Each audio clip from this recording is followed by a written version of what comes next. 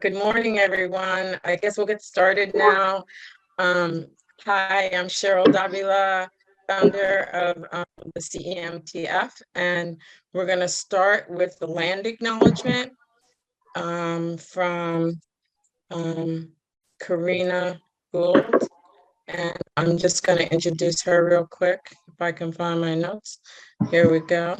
Karina Gould is the tribal chair of the Confederated Villages of Lejeune and co-director of Segurite Land Trust.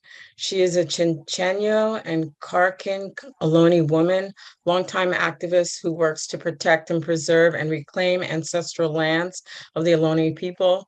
The Ohlone people have lived in the area, in the Bay Area, for, that's where they were here. And Karina's tribe specifically was located in the East Bay and is now occupied by Oakland, Berkeley, and beyond. As I said, she's the co-founder of Segurite, and that's an urban indigenous women-led land trust that facilitates the return of indigenous land to indigenous people. And as you know, Berkeley has the Welcome to City of Berkeley Ohlone Territory signs. Albany has it, and Karina was just last week at the Shell Mound in Berkeley on 4th and Hearst, touching up the beautiful, absolutely beautiful mural. And so if you can get a chance to go down there and check that out, you should bring a ribbon and say a prayer and put your ribbon on the fence. And thank you, Karina, for being here, and you can take it away now. Thank you. Thank you, Cheryl. Good morning, everyone. Porsche Thuhi Ka'atlashanka Ka'at Karina. It's so beautiful to be here this morning and to be with all of you. And it's that busy time of the year where we're all feeling the pressure of getting things done before the new year happens. And I'm in that place right now myself. And so I'd like for us to start off with some breaths this morning. And we'll just call in our ancestors, all those peoples on whose shoulders that we stand on, who allow us to be here to do this wonderful work together. So we'll take a deep breath. Hold it and let it out.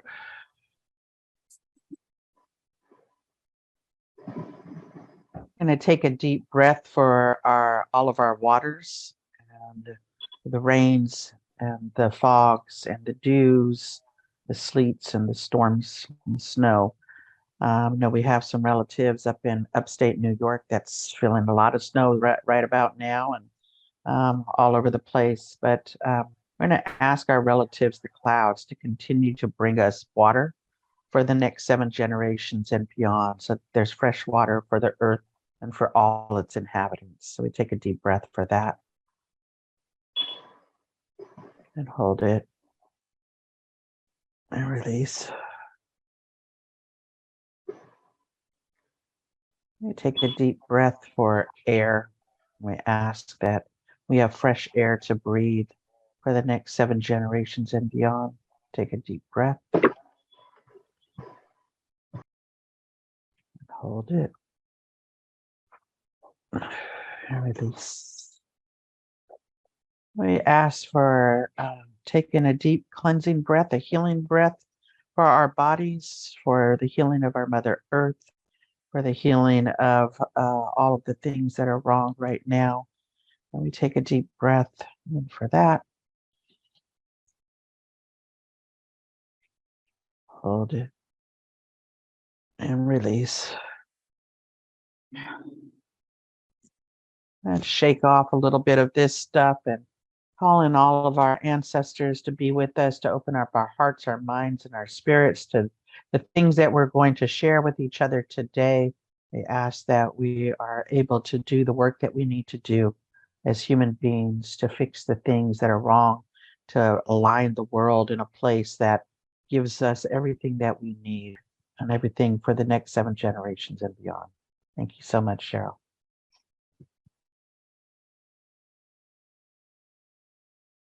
I was muted. Thank you, Karina. It's wonderful to see you as always. Always a blessing to be in your presence.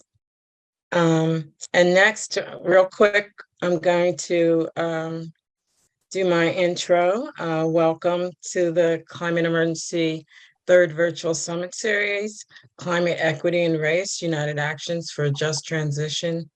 For a just and regenerative future. Climate and public health is today's topic. And I'm the founder of the Climate Emergency Mobilization Task Force and the former council member for the city of Berkeley. Thank you to all the speakers, Karina, Laura, Marta, Hannah, Christy, Leslie, Naja, and Kasima. And thank you to the steering committee and the Planning and Logistics Committee from the CEMTF, Jack, Karina, Elaine, Sarah, the Vice Mayor, Eduardo Martinez, Roscoe, Armando, my son, who got me going on this whole climate activism, Reverend Smith and Deacon Jones, the Center for Food, Faith, and Justice, and our UC Berkeley Fellows, Jessica, Sarah, and Eric. And thank you all. It's wonderful to see you all this morning. I've been saying for quite some time, we're in a heap of trouble on so many levels.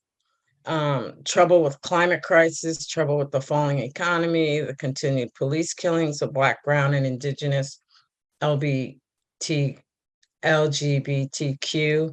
and people of color, homefulness, the threat of nuclear war, the threat of another 4 years of 45, that can't happen, the increase of white supremacy, the racism, the drought, the increase in weather events, and so many reasons we're in a heap of trouble. However, we cannot give up. At the CEMTF's general meeting last Wednesday, just this week, we asked the question, what keeps you inspired in your climate activism? So ponder on that for a minute and drop your answers in the chat. Just like a one sentence or so. But I am inspired that our steering committee member, Vice Mayor Eduardo Martinez, will be the next mayor of the city of Richmond. And I'm inspired that Pamela Price will be our new district attorney in Alameda County, which is major.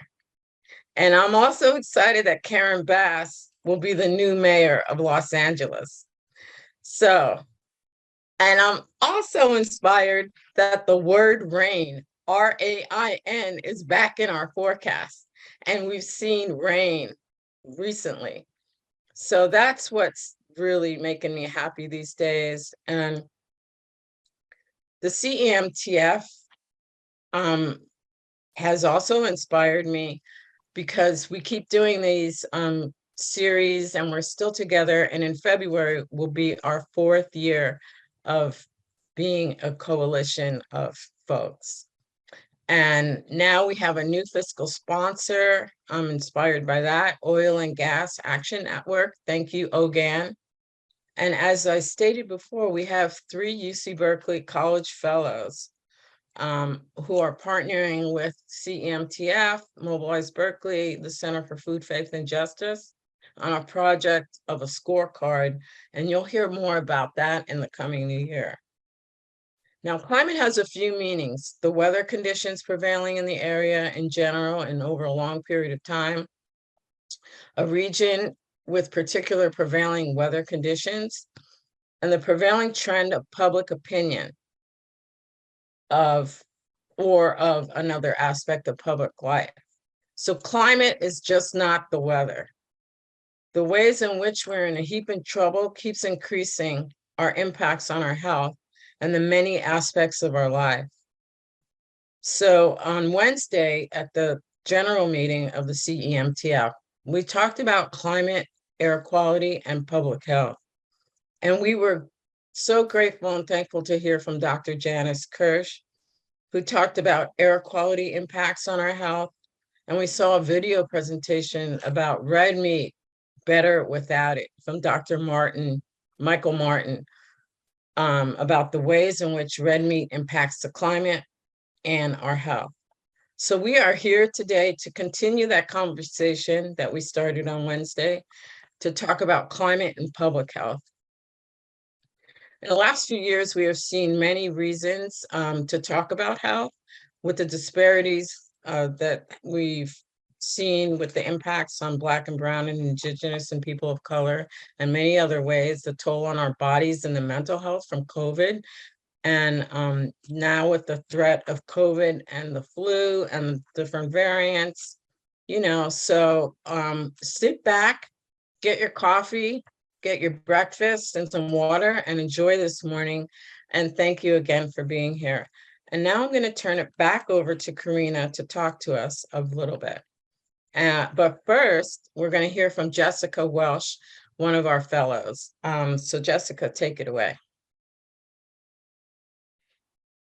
Good morning, everyone. I'm Jessica. I am senior at UC Berkeley studying global studies, and I work with CEMTF, Climate Emergency Mobilization Task Force that Cheryl has founded. I also work with two other fellow students from UC Berkeley, and we're trying to create a scorecard for all the cities in Alameda County. As part of this project, we are conducting a survey to reflect the community's voice.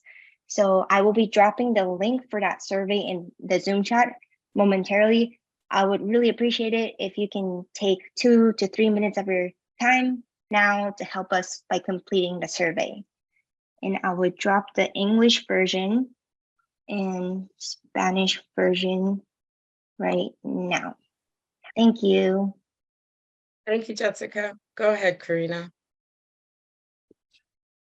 Thank you so much. I was looking forward to doing the survey, but I guess I'll do that after I talk a little bit. I love the question of what are we inspired by today? And I guess, one of the things, I'm inspired by many things when I wake up in the morning, but over the last few days, I'm inspired by the UC Berkeley students that are striking right now, that are standing up for their rights and a fair wage so that they could live.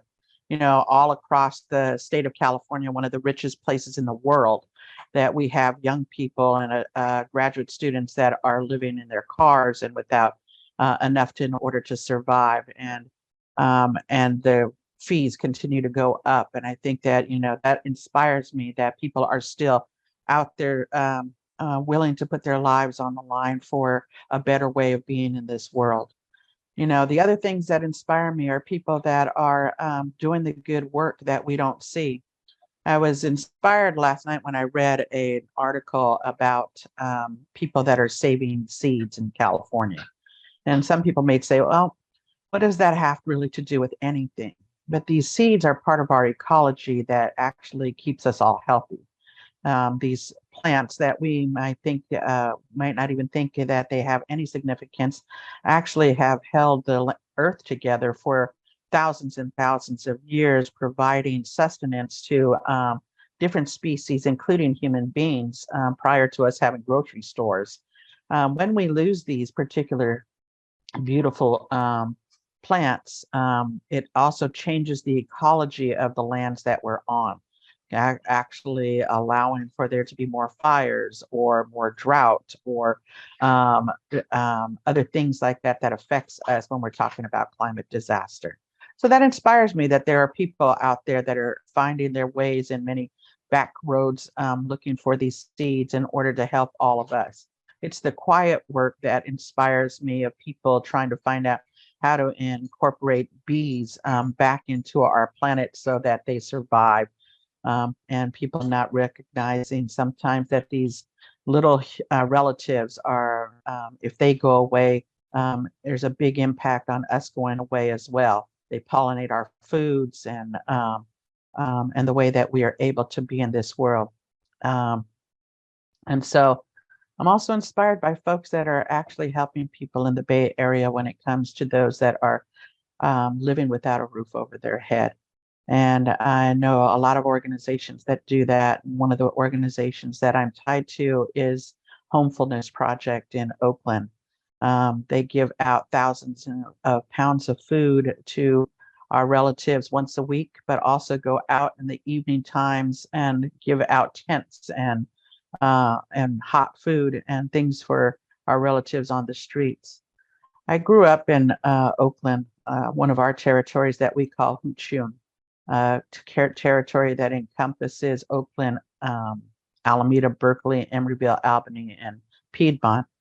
And never in my lifetime have I seen the amount of people living without a roof over their head, and nor have I seen the um, the way people have been desensitized to it, to allow people to live in this kind of manner.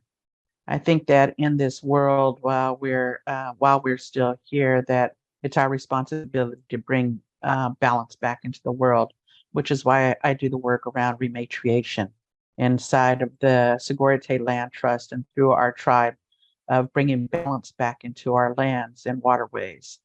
And so working with people that are allies and accomplices that are doing creek restoration and bringing back in non-invasive plants, but plants that are indigenous to this area, but also taking care of all of our relatives that live in our territories now.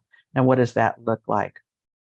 Through COVID, our organization started doing food distribution for those that are elderly and immunosuppressed and people on the front lines. And we continued that work with for those that are elders in our communities.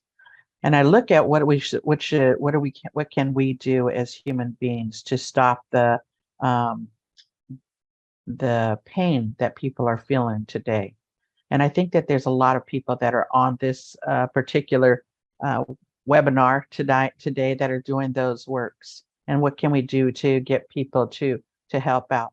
And one of the things that I ask people to do that's in our territory is we look for people to be good guests in our territory. And the work that you all are doing is looking at solutions to things that are going to help all of us in order to live a better life or to survive climate disaster. What else can we do? A lot of times people will ask us if they could work on the lands that we want to. And we know that working on the land, especially during COVID, people came to us asking for the opportunity to work on land. And we all know as human beings now, and I think I think science caught up to us that knew that people need to be a part of the land that they're on. Working in the land actually helps us mentally, physically, emotionally, and spiritually to put our hands in the ground, to do some kind of work. Throughout COVID, there was times where seed companies were running out of seeds because so many people wanted to grow food or to grow plants in some kind of a way. It was our natural response to be a part of the earth again. And I think that that's always been a part of human beings' work. So I'm asking people that can't come to our land as Segurite Land Trust to do it, to find out ways of helping the earth in our territories, to be good guests and to figure out how do we take care of this land together. So that doesn't mean that you have to actually plant something, but also not only did I see the horrific wave of people that are without a roof over their head, but this terrific wave that we are covering our earth with garbage, with things that are I've never seen the Bay Area look in the way that it looks. And there needs to be more people that are able to figure out how to clean it up, that it's not somebody else's responsibility, but our own responsibilities. How do we put together our churches and synagogues and mosques, our schools and our community centers, to say, how can we help? And so many people are finding that these big issues are difficult to figure out how to help with. But if you could figure out how to clean up your own neighborhood, if you could go out and give some hot tea to some folks that don't have, or you can gather together some socks and some hats for people to keep warmer. I think that these are different specific ways that people can actually help our relatives that are living without a roof over their head, that can help our Mother Earth from being covered with garbage, that can help us to clean our waterways. I think that those are specific ways that we can help. That all of these issues that we're dealing with today are all interconnected. When we look at the droughts that are happening here in California and correlate them to the bottlenecks of water not being in the Mississippi, we can understand that that we're all affected when we're unable to get the supplies that we need. I think that each thing that we do as human beings assists in helping us to survive climate disaster. That each thing that we do can make a difference if we believe that we have the power to make a change in a simple act, that we should do those acts. And that's all I have today. I'm actually fighting a cold. And so I thank you so much for your time and listening. And thank you so much, Cheryl, for inviting me to be a part of this wonderful conversation today. Thank you, Karina. I had to go get my sweater. It's freezing in my apartment. Thank you, Karina. It's always a pleasure, and thank you for bringing all those things to our attention this morning. And I hope you recover quickly. And thank you so much. And so next, we're going to hear from. Let me get my notes again. We're going to hear from Laura Satchel. She's a doctor, an MD, and a doctor of public health. And she's here she started a company called We Care Solar. She's the co-founder and executive director of We Care Solar, and it's a retired obstetrician gynecologist with a passion for global public health. She holds an MD from the University of California in San Francisco and an MPH and a Dr. PH from the University of California, Berkeley School of Public Health. She co-founded We Care Solar in 2010 to advance solar energy for maternal health care. Thank you for being here, Laura. Oh, well, thank you so much for having me. Is the volume okay? Yeah. Okay, great. Well, it's a pleasure to be here. And I'm really happy to be with so many people that are both creating inspiration and looking for inspiration.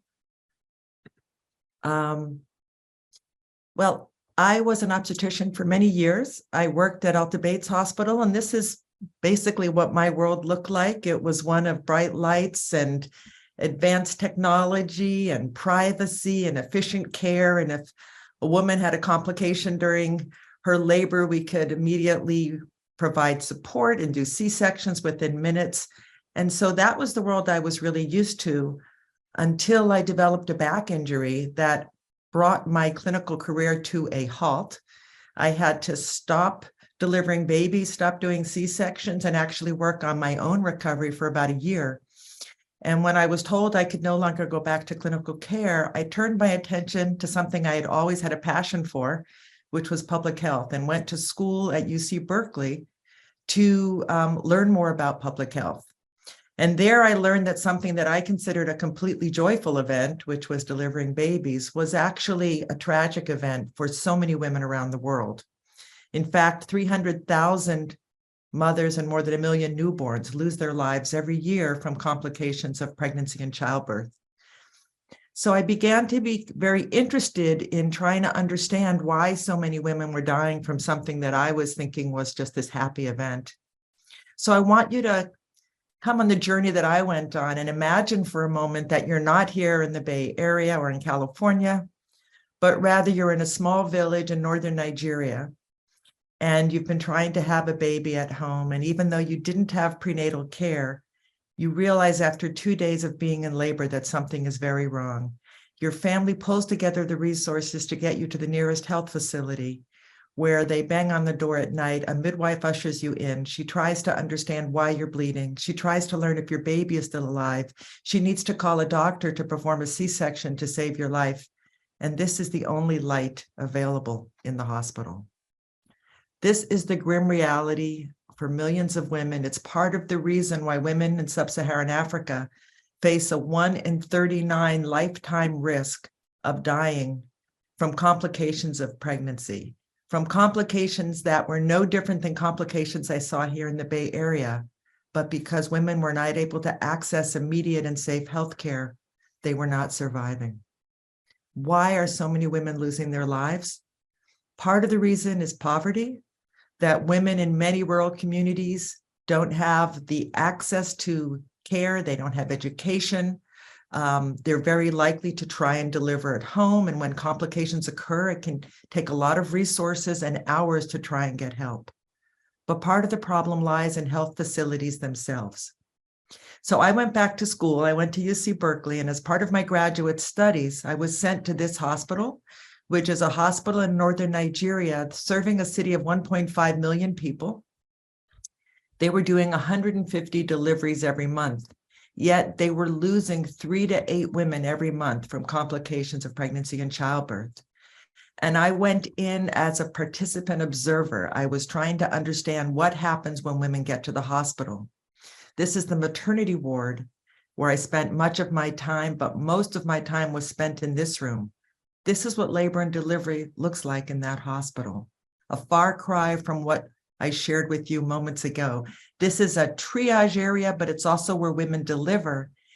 And in the first 2 weeks I spent at that hospital, I saw more complications than I had seen in my entire career up until that point. Now, you can look at this room and realize there's a lot of differences between what we just saw and this picture. However, what you can't see is that this hospital did not have electricity for 12 hours a day. What does it mean not to have electricity? It means that C-sections were conducted by the ambient light of windows.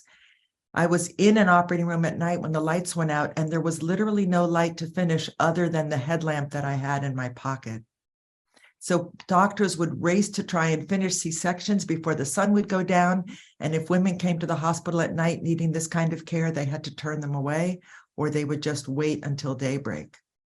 It meant that women requiring blood transfusions for one of the most common causes of maternal mortality, which is hemorrhage, they had to wait until they had a family member that could come in and bring a donation of blood because there was no refrigeration.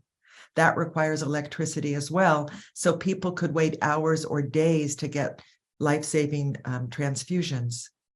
It meant that there was no mobile communication system. This woman had a condition where her placenta was actually covering the entranceway to the cervix. It's called placenta previa. She needed an immediate C-section, and there was no way to call for help. And by the time a doctor was able to be located several hours later, she had already lost her baby. And I saw situations like this repeatedly. And at night when the power was down, this is what it looked like. This is that same ward that you saw just a moment ago. That I was standing in with another doctor. So this is a nurse trying to care for dozens of patients and babies, and she can't see them. And so it just creates a situation where nurses are afraid to go to work at night. They lack confidence, and that patients can't get the care that they need.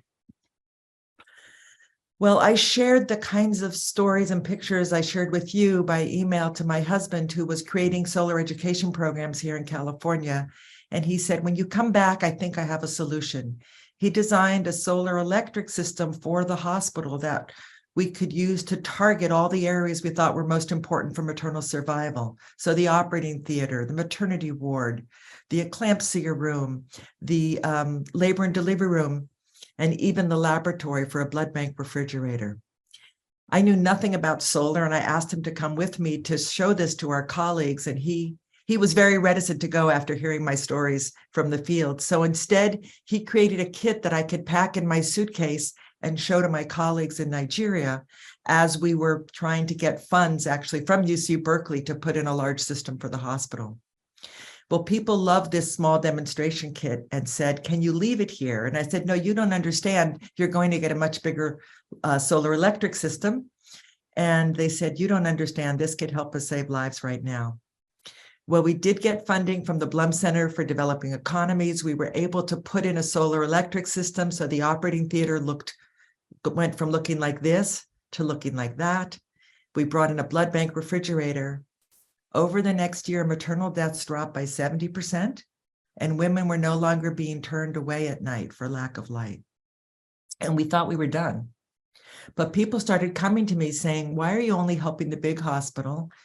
From neighboring clinics, clinicians would tell me they're in the dark as well, and can't we help them? And so my husband, Hal Aronson, and I began to think, we really need to come up with a solution that could scale. And so that idea of the small demonstration kit blossomed into something that we called the solar suitcase. And he began creating kits that were put together by friends and neighbors in our backyard. I would pack these in my suitcase and return to Nigeria, bringing these to one health facility after another to try and provide midwives and nurses with a modicum of light and power for them to do deliveries.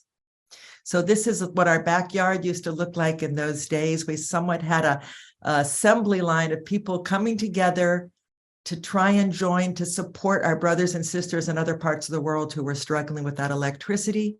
This was actually a backyard party for support for the earthquake in Haiti, because that knocked out the power in a lot of health facilities. Soon we started getting requests from around the world, and we couldn't keep up, and we needed something that could scale. And with the support of, again, UC Berkeley and the MacArthur Center, we were able to hire an engineer and design a solar electric system that could be produced at scale. And this is what the solar suitcase looked like in those days. It had a solar panel, it had medical lights, it had rechargeable headlamps, it had power initially for walkie-talkies, and then later when cell phones became more ubiquitous for cell phones, and it had a fetal monitor. So with a solar suitcase that could be then anchored to the wall and become a permanent part of the installation, solar panels were put on the roof, and now health workers had clean energy that they could use to have bright lights throughout the night for supporting healthcare.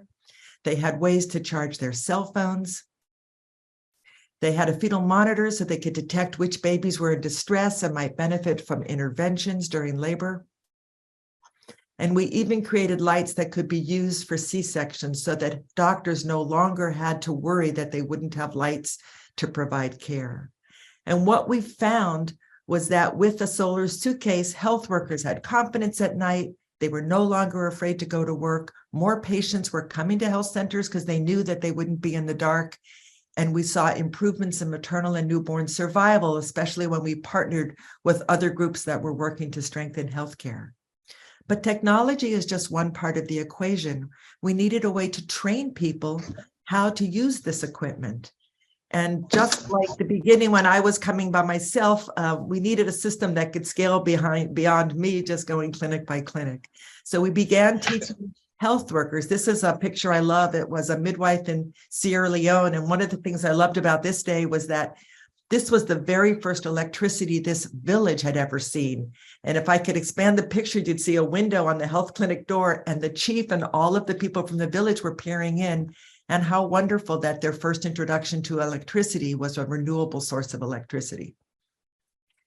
Soon, the same midwives that were helping us teach said, why can't we actually do some of the installations as well?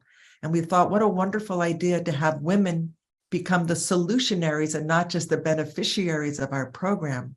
So we launched a Women's Solar Ambassador program. This was one that was hosted at UC Berkeley, where we brought women from around the country and from other parts of the world together to become the trainers so that we could build capacity in countries so that people in their own countries would be able to do these installations.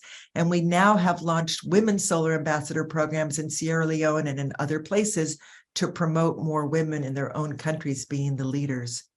We then partner with agencies, government ministries, international NGOs like Save the Children, Pathfinder, UN agencies like UNICEF and UN Women, to then create training so that people locally understand how to do installations and, very importantly, understand how to maintain equipment. Because if programs are going to be sustained, we need to build local capacity for people to understand the technology and take care of it for years to come.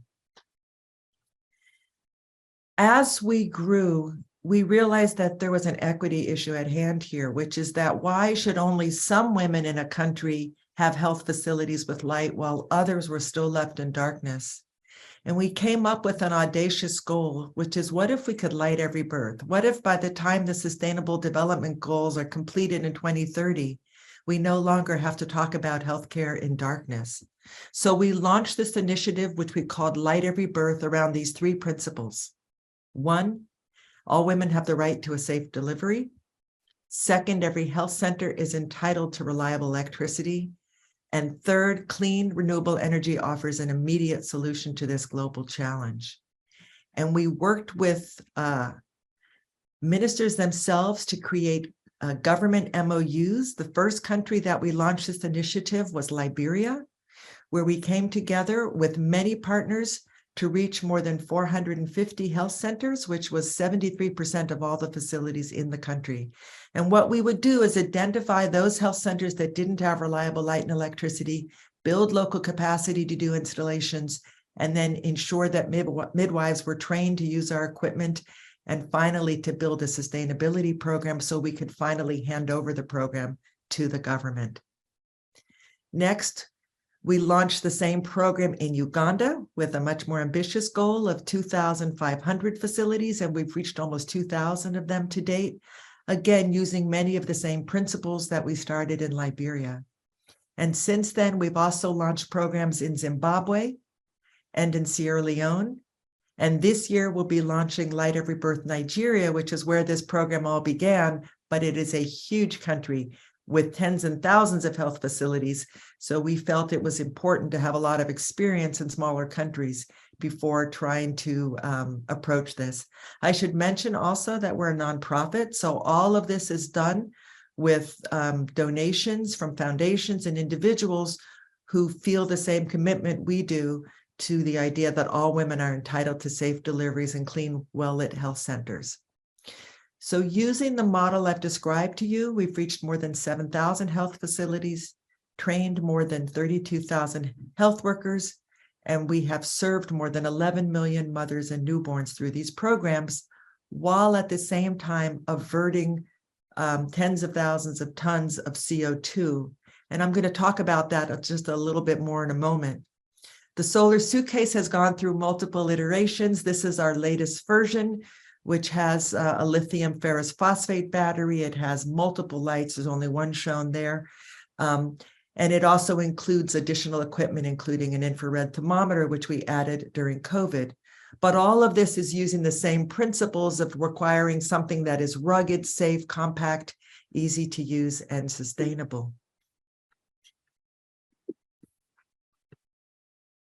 So what I do want to mention is that in the areas in which we work, one of the issues we're really facing is energy poverty or the lack of reliable electricity. But the other issue is that people in these countries are using fossil fuel sources of light and electricity. They're using kerosene lanterns, they're using candles, they're using diesel fuel generators, all of which produce CO2, they produce black carbon, they can increase risks for people in their communities. And imagine if you're delivering a baby and their first breath of air is smoky, that's from the emissions of a kerosene lantern. We can also think about healthcare in our own country, because it turns out that worldwide, healthcare is one of the largest emitters of greenhouse gases. And it accounts for 4.4% of the global net emissions. And if I were to show another way of thinking about this, the amount of emissions is right now equivalent to more than 500 coal plants that's being produced. So I think that we have lessons we can learn from this project about how do we bring green energy to our own healthcare institutions? How do we think about the energy efficiency of our own equipment so that we are not contributing to more problems with the planet? It turns out that if healthcare were a country, it would be the 5th largest emitter of CO2. So I think that's something to keep in mind. The other thing to keep in mind is that climate change has affected many communities. It has caused hurricanes and typhoons, and we're seeing more and more problems worldwide. This also means that health facilities need to be resilient, and we need to think about distributed clean energy solutions for these disasters. So the solar suitcase has been used in a number of areas. It's been used in the Philippines after typhoons. It's been used after earthquake. It's been used after hurricanes. Even in Puerto Rico after hurricanes, they requested solar suitcases. And we find that the fact that we have a compact, portable, rugged solar electric system is something that is very much needed at a time when we see more and more devastation to our planet and more climate disasters. So the other thing I just want to make as the final point is just to think about the resilience of the communities that are being affected by these disasters and think about the institutions that are charged with serving patients and how it's very important for them to have resiliency. And that's where renewable energy can play a role as well. I wasn't quite sure how much, this was just another slide showing, that's my time. So I will not talk about another program, which is called We Share Solar. The reason I was going to bring it up is that we are training young people to be solutionaries for the future, including native tribes here in this country, low-income schools, and we're teaching young people to build solar suitcases for other communities, both in this country and abroad. I'm going to end with one story, Cheryl, so I'm almost done, which is just the story of one solar suitcase. And this was a story from a man named Dr. Jacques Sebasaho. He's in the orange t-shirt. He reached out to us asking if he could have one solar suitcase for his health facility. And he was in the DR Congo on an island with no light. And when he called 5 weeks later to tell us what happened, he told us that after he arrived at his clinic, there was an outbreak of cholera. And for 30 days, he took care of men, women, and children with this disease, 122 patients. He said in the past, he would lose 50% of his patients and 80% of those deaths happened at night. But with the solar suitcase, he said everyone survived. He said, we are witnessing what light means in communities where night means death to those in need of emergency care after the sun goes down. So I asked you at the beginning to imagine a world of darkness. Now imagine a world of light. Imagine that every health center has the power needed so health workers are no longer afraid to go to work at night, so mothers no longer need to bring kerosene or candles as part of their birthing kit. This future is possible. If you're interested in learning more, we can share in the chat our website, and we invite you to join us as we light every birth. Thank you so much. Wow, that was amazing. So, I mean, you brought tears to my eyes. I can imagine that happened for many folks. So thank you so much, Laura. This was really incredible. And actually, you do remember me because I was one of your patients back in those days. And I'm so grateful that you do this work. And I would love to plug in some more. So I'll be in touch.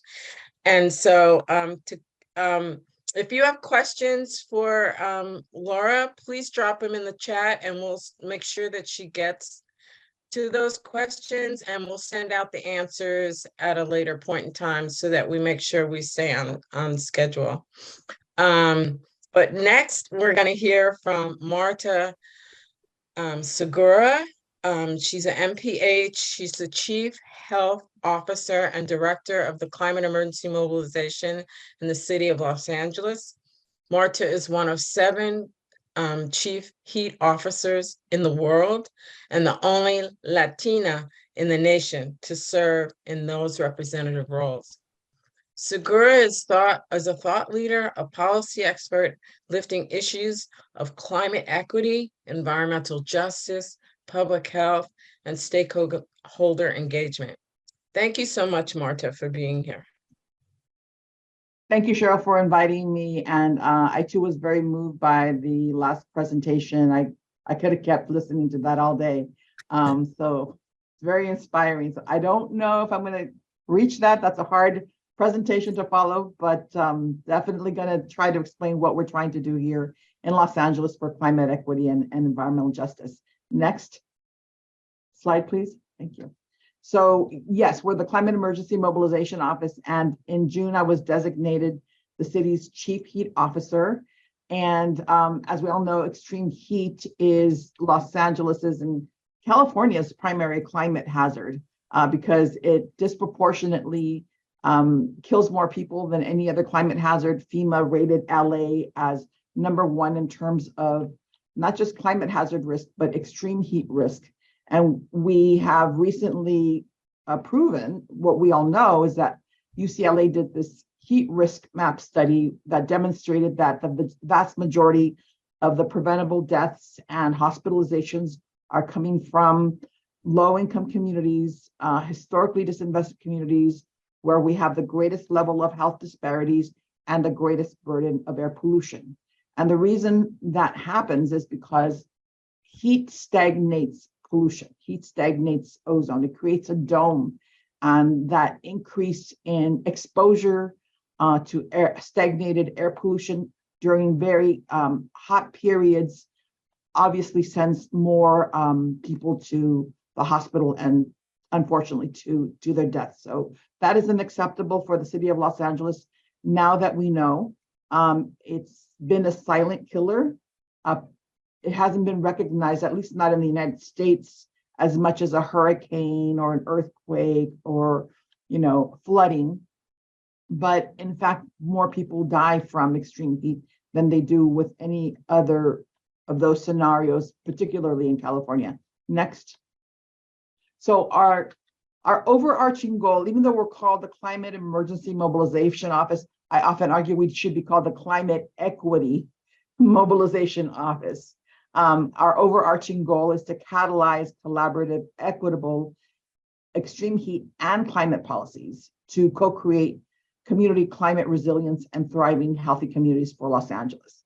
Personally, I should have given a little bit of background. I have a master's degree in public health and environmental health science. I also have my bachelor's in environmental studies, but I've been an environmental justice advocate all of my adult life, ever since I got out of, I'd say even before I got out of grad school, since I was in high school. And for you Northern California folks, I was actually born in San Jose, California, grew up there in the 70s and 80s. My mother and father were cannery and agricultural workers, and San Jose just changed before my eyes, and even freeways were being built around my home, and in addition to that, we were displaced. So I think my experience and being around air pollution and having been displaced when I was a kid really set me on a path to be in this area of environmental justice advocate. So it's very unusual for like an environmental justice advocate to then be named the director of climate emergency or the chief heat officer. But I want to give the credit to the environmental justice organizations in Los Angeles who pushed the city council and the mayor to create this office, and not just an office that addresses carbon emissions, but an office that addresses the historical disinvestments and the root causes of these impacts in these communities. And I was one of many that was interviewed, but the community nominated me. So I think that had a lot to do with why I'm here today as an environmental justice advocate, but now as a policy influencer, policymaker on the inside. Thought that history would be relevant because they definitely wanted to thank the EJ organizations, the EJ movement, and the social justice advocates who created and co-created this office and continue to do so, because that is a big part of our work, is co-designing and co-creating the programming, the Climate Equity LA series, the events, the community assemblies, even our focus groups that then create reports that we provide to the commission and council to influence climate policy and make it equitable climate policy. This next slide basically shows, the next slide, Rebecca, with our core functions. This next slide basically says that what I'm telling you now, that we coordinate and we collaborate with city leaders to unsilo the process, to make sure that we are not only engaging community members, but we're innovating governance and making infrastructure investments in the very same communities that have been historically disinvested. Last year we focused on equitable building decarbonization. We presented the policy paper of recommendations from the community to our Climate Emergency Mobilization Commission. They voted on it and sent it to council. And now council, before creating an existing building decarbonization policy, is going to be taking into consideration all of the recommendations that were made by the community. And as you know, decarbonization of buildings without thought to equity could create displacement, could create undue costs for the tenants. And we can't afford any more displacement. We can't afford any more costs being passed on to tenants or even individuals who are middle class or have been historically middle class are being pushed into poverty because all of these post-pandemic increased costs and the unequal distribution of investments and resources has really exacerbated the burden on everyday people. So I think our council hears this loud and clear. Our new mayor, Karen Bass, certainly does. We're very excited about that transition, which is in the process of happening right now. So LA is in a really good position to continue to deliver these equitable climate policies and with the wisdom of community. Next. Next. Oh, it is? Okay, sorry. So the Climate Equity LA series is something that I already brought up. It's driving equitable climate policy and funding. And the reason that we believe that we need to build awareness across Los Angeles with a broader group of individuals, communities, but also our city leadership is because we want everybody to understand that we're not just investing in these historically disinvested communities to help them. We're actually helping ourselves. We're helping everyone. Because if we don't invest in these most hard-hit sacrifice zones, we're not going to get to the climate solution that we believe. We certainly haven't gotten there with market-driven technologies that only some people can afford. We need to have a massive investment in these communities that doesn't economically impact them or displace them so that we have a climate solution for all and we save our planet. And that really isn't just for Los Angeles or just for California. I think it's really for the entire nation, if not the entire world, because we just heard from our previous speaker that some of the poorest countries who have been neglected and don't have economic development, don't even have electricity, produce the least amount of carbon emissions, but they're suffering the greatest from climate change. That same model is true within the United States. Those who have historically hurt the climate the least are being hurt the most. Next. So here are some assumptions that we want to make. Justice 40 can help us accelerate climate solutions for all of us. And I said ratepayers because the other day I was trying to advocate with the Department of Water and Power that they should invest equitably into our most historically disinvested communities. But there's a proposition called Prop 218 that limits their investment in these communities. And we're trying to overcome that. And the way I think we can overcome that potential lawsuit by those who proposed Prop 218 is by saying, we're not doing it specifically to help low-income communities. We're doing it to help all of society, all of Los Angeles, all of California. If we don't invest there, then we all lose. So yes, I believe we need to prioritize investments in infrastructure in these historically disinvested communities and create no additional negative impacts, which means we need good anti-displacement policies, which means we need to freeze the shutoffs, which means we probably need to freeze the rates as we transition into a green economy, because some people who are going to be slower to transition to electrification will be paying for the increased costs of gas, because as gas limits its demand and supply, then the cost of gas will go up. So we can't put that burden of increased cost on tenants who have no decision-making power on whether their building gets electrified or not. So since in the absence of a sustainable funding solution to transition all communities to electrification, I do believe that government has a responsibility to mitigate that. Next.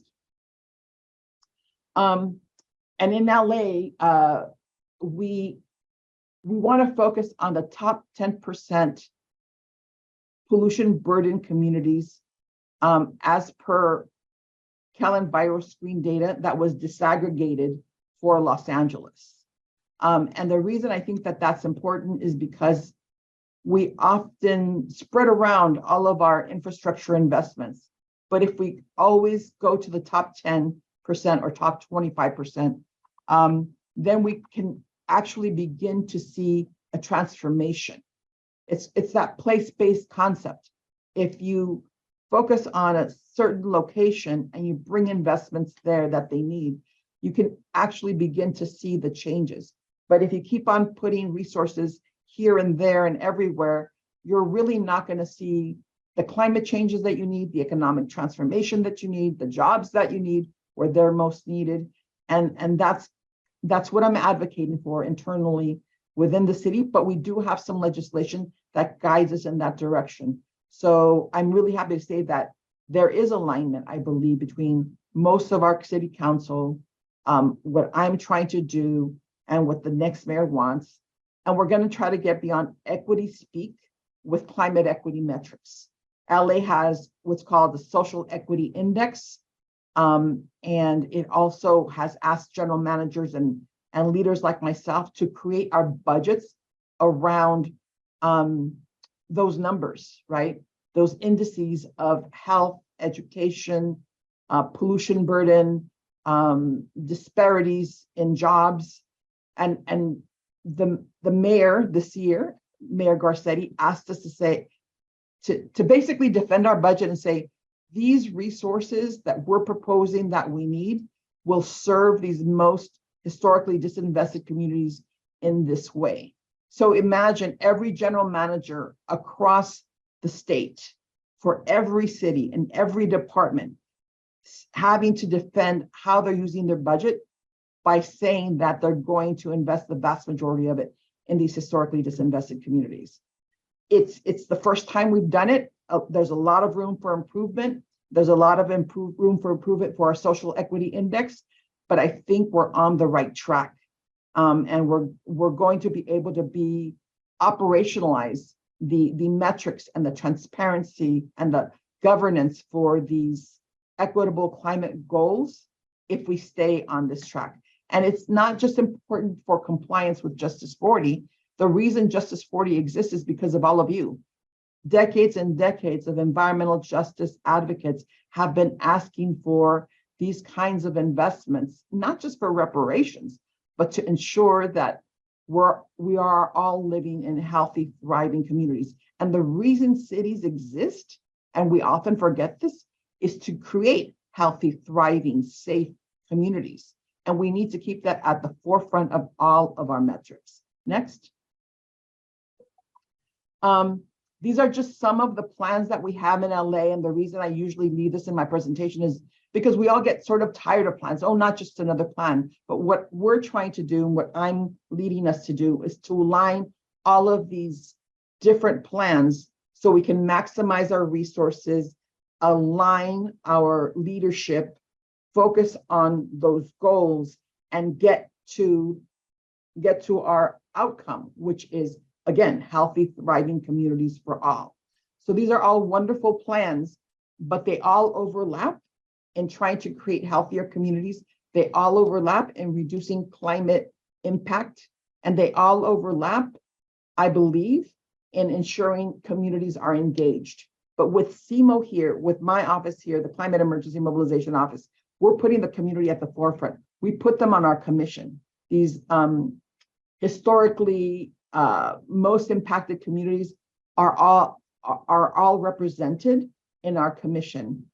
So I'd like to share more about that later, but basically that's why I put these here. All of these plans, we are in the middle of all of them and making sure that we're aligned as a city and we're acting in concert, and that's the goal. Next. This is basically a visual of our model, where the way that we prioritize the policy areas that we're going to reflect on our Climate Equity LA series is we go to the community and we ask them what their priorities are. Then we co-design the workshops and focus groups with community wisdom and expertise. Then we share that those workshops with all of Los Angeles, so everybody could see why it is we're focusing on these equitable climate policies. Then we gather all the data from the focus groups, the surveys, the polling, the discussions, and we create a report. And that report goes to our commission for a vote. And remember, the people that are voting for it actually live in some of these sacrifice zones, represent labor, represent youth, represent indigenous communities, and represent also climate experts that have been working on equitable climate policy for a while. And then we want that to create the roadmap for Los Angeles to create this equitable climate policy. And then we do this again and again and again.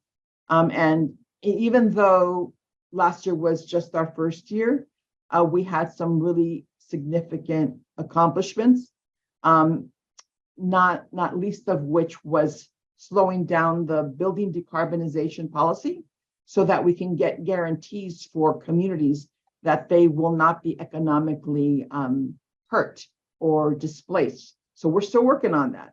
We didn't want to, LA wanted to go faster. As you can imagine, the elected officials wanted to be the first, but everybody else was saying, no, we have to learn from the lessons from other cities and attempt not to make those same mistakes.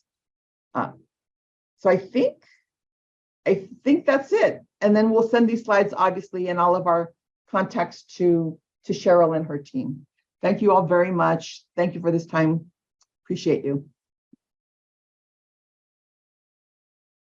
Thank you so much. It looks like we do have a couple, some minutes for questions. If anybody has questions for either Laura or Marta right now. So you can raise your hand or drop it, or just come off your mute. But let's not all speak at once. I have a question. Go ahead. My question is about the Cool Cities campaign, and that I heard that the city of LA was fortunate to win the $1 million award for one of the 3 California cities because the Empowerment Institute wanted to focus on the state of California because they know how important this state can be as a leader. And I would really like to know if you're working and involved with that as well. Well, in the spirit of transparency, I want to say that it didn't really work out for Los Angeles, and it's not working out for the other 2 cities that received the funding because the city doesn't get the funding.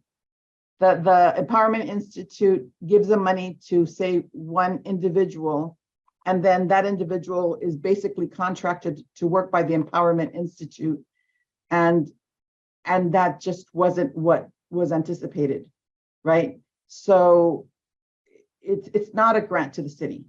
It's a subcontract to an individual that lives within the city, and the management of expectations did not meet the partnership expectations that we had as a city. So we are no longer working with David Gershon, and I think Irvine is no longer working with David Gershon, and I think Petaluma is no longer working with David Gershon.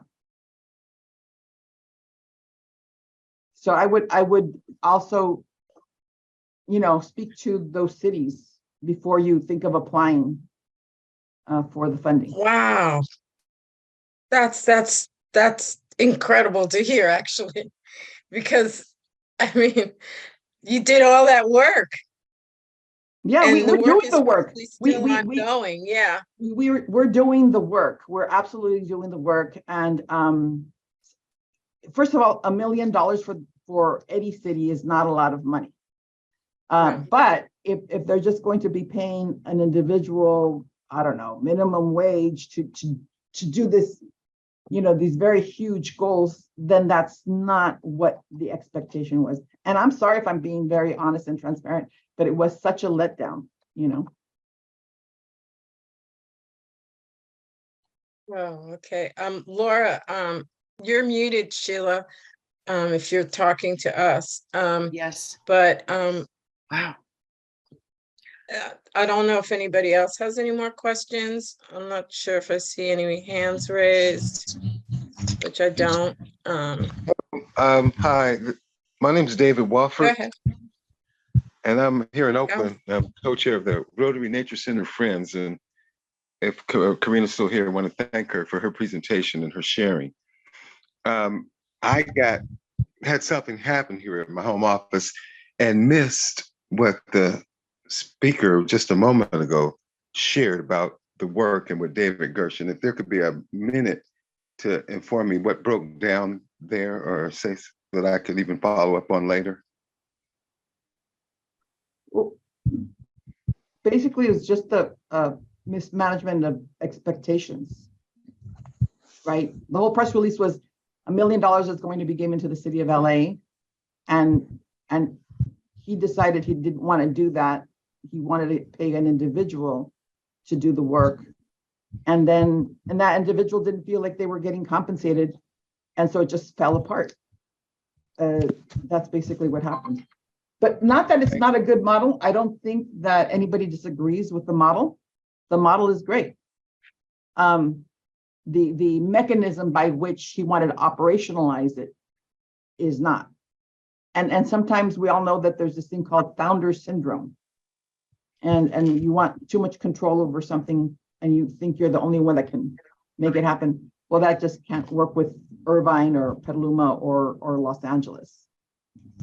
Then I think I do have a kind of a question, because I find it difficult to do the work and the effort of bringing Black and brown people and people from low-income communities into the process of developing the California coastline, or to offset climate change and the impacts of climate change.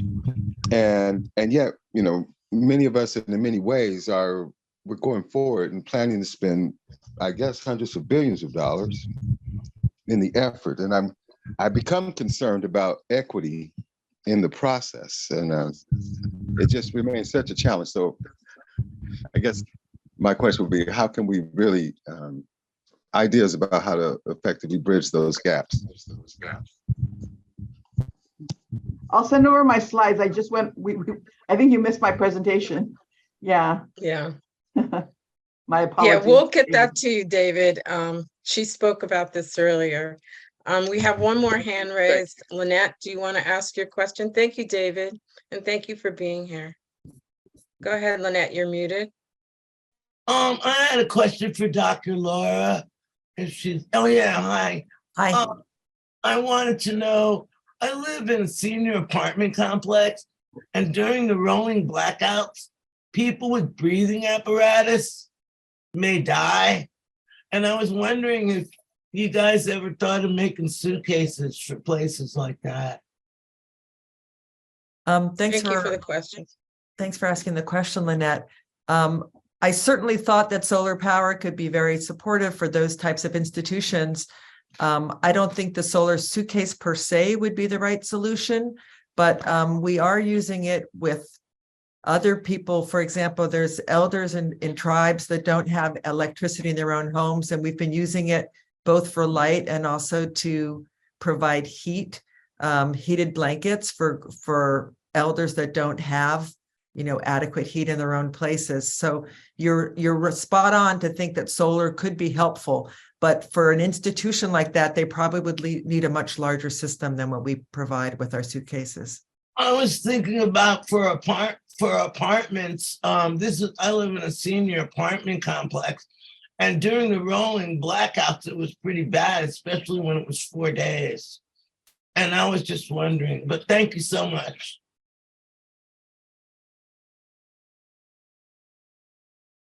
Thank you, Lynette. And now it's time to move on to the next. Well, I have one hand raised. If you can make it really quick, Rochelle, sorry. I can, thanks. Dr. Stachel, can you just let us know what is the cost now of producing one solar suitcase? To support a health facility for 5 years, the cost is $3,500, and that includes the suitcase, the educational program, the shipping, and all the support around there. For the youth education programs for young people to build a solar suitcase, to get the training, to ship it to Africa, to do the installations, that's about $3,000 as well. If you would like specific information, I did put my email in the chat, or if you look up the word solar suitcase, probably our website will show up and you could find me that way or write to us through our contact us. Thank you. But if people And would we'll like to send- support it, we'd appreciate it for sure. Yeah, we'll send out your information when we send out the follow-up. So thank you so much. Thank you, Marta. Thank you, Laura. I mean, that was just like, what a way to start our day. That was just amazing. So amazing. Thank you so much. Thank you both. And now we're going to continue on with the climate and mental health portion. And Yusra, another UC Berkeley senior, who has been with us for since we started these series. And Yusra is just an amazing facilitator, and she's going to facilitate this next group. So thank you for being here, Yusra, and for supporting us, and take it away. Good morning. Good morning. Thank you so much, Cheryl, for that introduction. My name is Yusra, and I'm currently a senior at UC Berkeley, and I'm studying nutritional sciences. And I want to thank Cheryl again. Her excitement is so contagious, and her energy, especially as we organize these summits. I want to thank the CEMTF team entirely for their consistent and their tireless efforts ever since I joined. As a student myself, I think the best part of learning about issues that impact the city of Berkeley, where I study, and my community is learning in a really hands-on way. And I really do think that it starts with conversations that we're having this morning. So I'm really excited to introduce the first of 3 panels that we have lined up this morning. And we're going to start off with climate and mental health. We'll be hearing from 2 professors as well as a youth activist about how we address and care for our mental health amidst the climate emergency. We know that both of these things are connected, but how does climate psychology actually play a role in our efforts as activists here?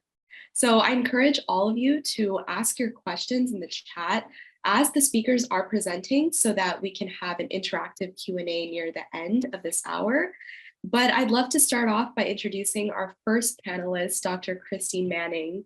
She's been teaching in the Environmental Studies Department at Macalester College in Minnesota since 2008, and she received her PhD in Cognitive and Biological Psychology from the University of Minnesota. So she is in a different time zone joining us today. Her research focuses on how people respond to the climate crisis and the psychological circumstances that motivate our community level action. She's also recently co-authored the 2021 academic textbook called Psychology for Sustainability. So Christy, feel free to take the floor.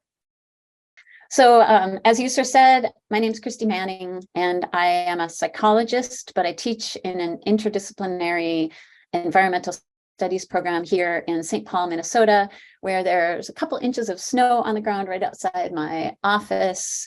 And there's a big puddle under my feet from the snow that I tracked in with me. This is the report that Yusra referenced in my introduction. It is available online if you just Google mental health and our changing climate and either APA or Eco America. And so what I'm going to talk about comes from this report. And I meant to turn on a little timer for myself. There we go. So there are 3 parts to what I'm going to talk with you about in the next 10 minutes.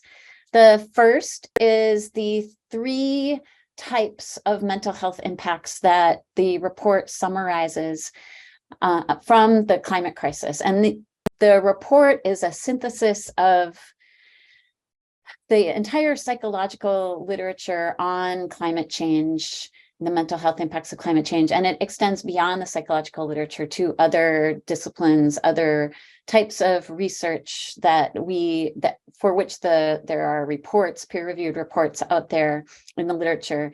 And basically,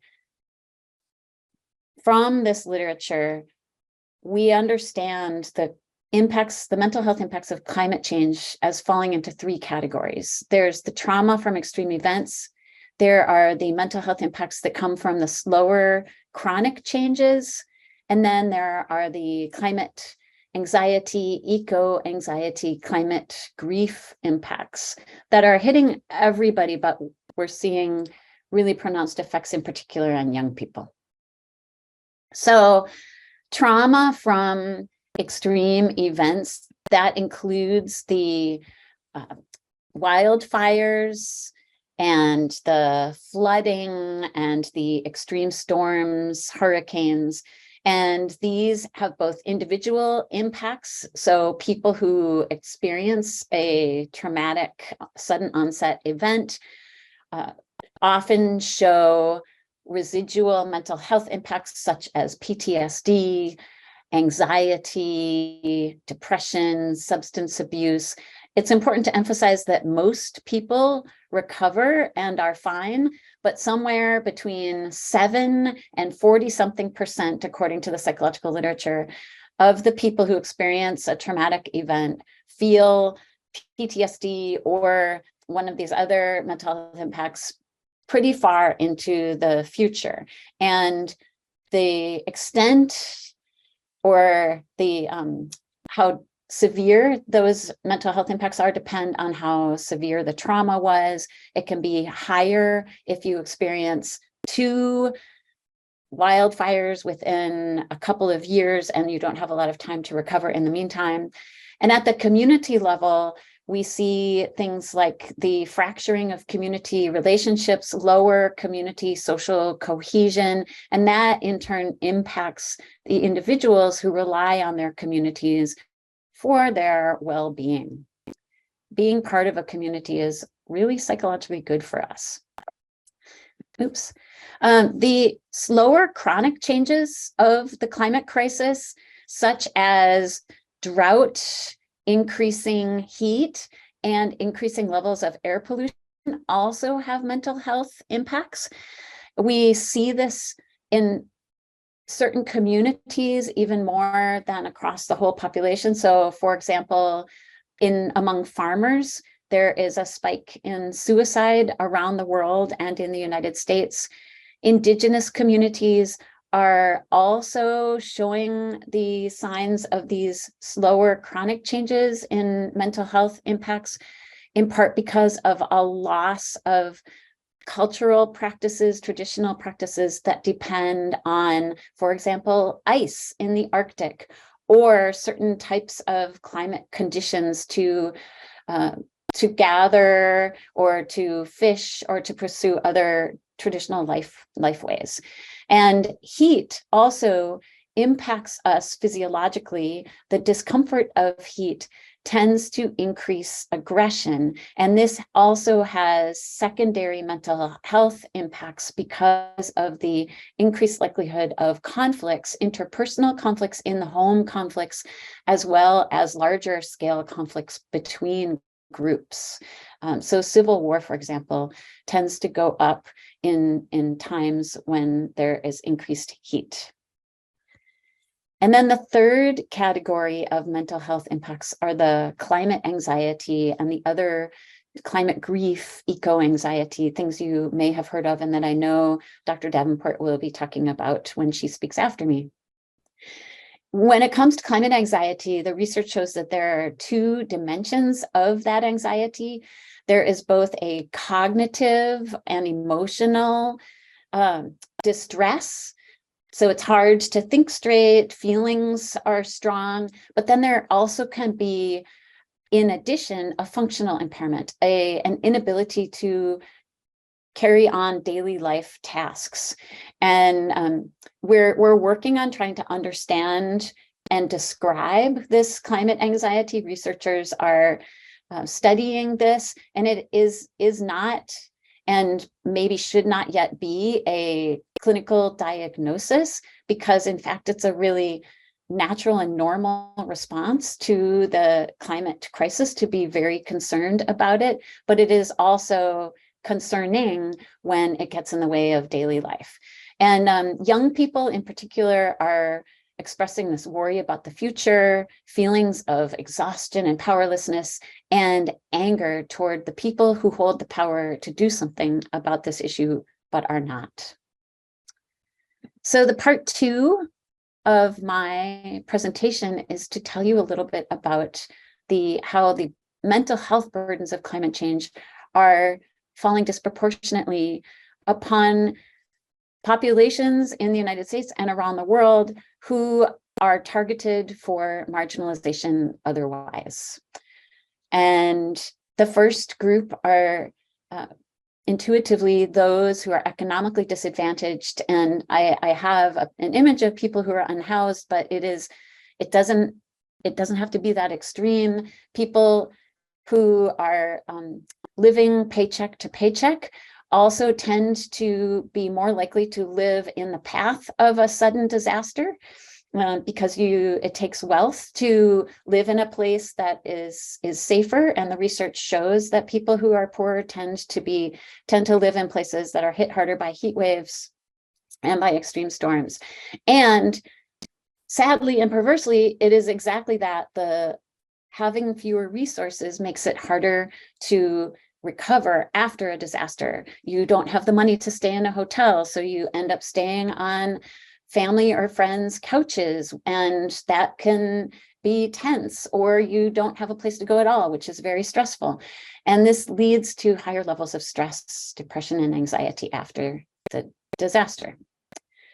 Communities of color, because one reason is because of historical and present-day discriminatory housing policies, means that communities that were redlined still today show higher prevalence of heat soaking up concrete and lower tree cover, and so more prone to the heat island effect.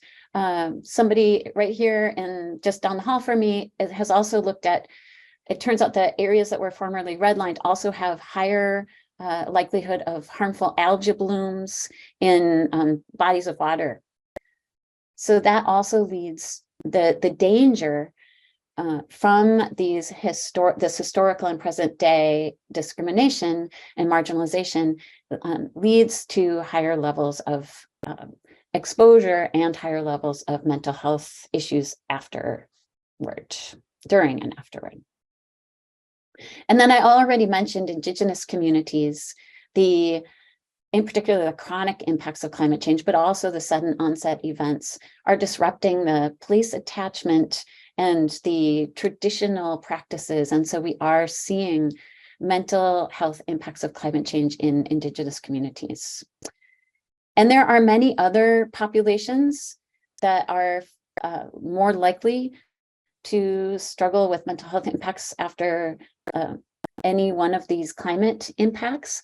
And the report that I mentioned at the beginning has many more details about each of these populations. But I wanted to end on a note of what can we do about this? A little bit of hope and good news. And there are two categories of what we can do. There's more in the report as well. But at the individual level, we need to help others and help ourselves cultivate individual resilience and well-being. And that involves boosting our own sense of self-efficacy, taking the concrete measures that we can take and helping others take concrete measures to be prepared for the types of events that are most likely to happen in the places where we live. So personal preparedness, for example, means having an emergency kit that you can grab if you need to leave your home, having the phone numbers you need in your cell phone. And then activism, it turns out, is a great well-being boost. And it's because you're working with other people. So you're getting a social benefit, and activism lifts your spirits because you actually feel like you're making a difference, especially at the community level where you might actually be able to see concrete changes occur. And then cultivating community well-being is also critical. And some of the things we can do to cultivate community well-being, one of the biggest things that I learned from this research that I did And I'm from Minnesota, where Senator Paul Wellstone, who passed away many years ago, his quote is, "We all do better when we all do better." And the research that I did for this report showed that unequivocally. In the places where there's higher disparity, when it comes to climate change, everybody does worse. And so if we want to make ourselves and our communities resilient to climate change, one of the best things we can do is understand the disparities and do something about them. We also need to become more community oriented, meet our neighbors more, have the encourage the kinds of streetscapes that allow people to meet and mingle, the kinds of social events that bring people together casually, chessboards set up on sidewalks, libraries, things where people meet each other, because it turns out that, again, we all do better when we know each other. And when somebody is going to check on the elderly neighbor down the street, when there's a sense that we know each other and we know who needs help, and our community is there, both interpersonally, but also the policies and the infrastructure that supports that kind of involving people in helping each other, and resources are allocated to provide people to do that work. Creating community disaster response plans is important. And speaking as a psychologist and somebody who works a lot with social workers, we also need a stronger mental health service. Our mental health services need to be prepared for the climate crisis and what is already on its way. That's what I have to say. Thank you so much for doing the work that you're doing and having these meetings. And I can stay until just the hour, and then I have to meet with students. Thank you, Dr. Manning. I really appreciate that, sharing those words with all of us. I think we do have a lot to take away. And as she said, we will have our next panelist as well talk a little bit more about, again, how these mental health challenges are directly tied and influenced by the climate emergency. So I'm really excited to introduce our next panelist, who is Leslie Davenport.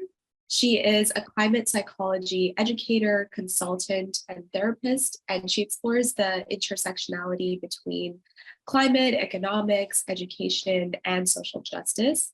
She has authored 4 books and has written for youth also through the American Psychological Association. And she currently serves as a co-lead of the Climate Psychology Certification at the California Institute of Integral Studies, and joined their faculty with their School of Professional Psychology and Health. So Leslie, feel free to kick us off. Thank you so much. I'm going to share my screen also and set a timer. So I am going to go through these slides very quickly, and know that if there are some of these ideas you want to take a deeper look with, that these slides are going to be available to you. So I want to start with just looking at 3 key perspectives on which these other climate mental health considerations are going to rest. So the first, and Dr. Manning addressed this a bit, that the climate-induced distress, which can show up in so many forms, the eco-anxiety gets talked about a lot. It can show up as rage, as frustration, grief, anger, depression, are normal responses, a normal human reaction to an unhealthy and destructive system. And that these experiences will show up in various communities and populations in different ways. And one of the most important things we can do to help work with this and alleviate it is to validate it, to say, not only is this normal, but if you are feeling these things, it is because you're paying attention, you care, and you're empathetic. Not only is this relevant, let's elevate it, let's talk about it some more.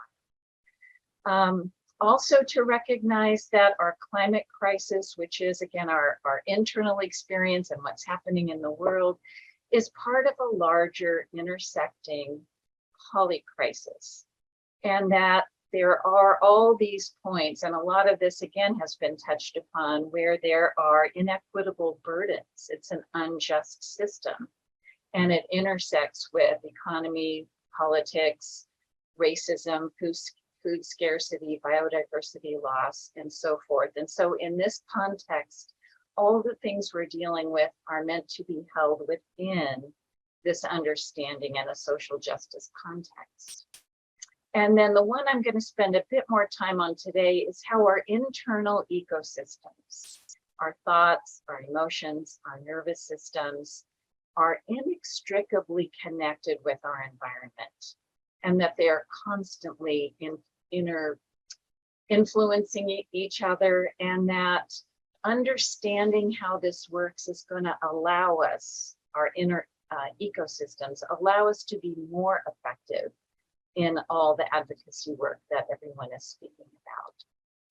So let me just show you what I know for this group in particular is a very familiar type of graph with different kinds of variations, where we understand the science of climate has to do with emissions being trapped in the atmosphere, and it leads to these impacts such as drought and melting sea ice. And from that are additional impacts, areas that are unlivable, creating climate refugees, disrupting the system in a variety of ways, which then we're saying today comes back to impact us. But what is rarely included in this cycle is this one in the kind of 1 or 2 o'clock position here that I think needs to be understood.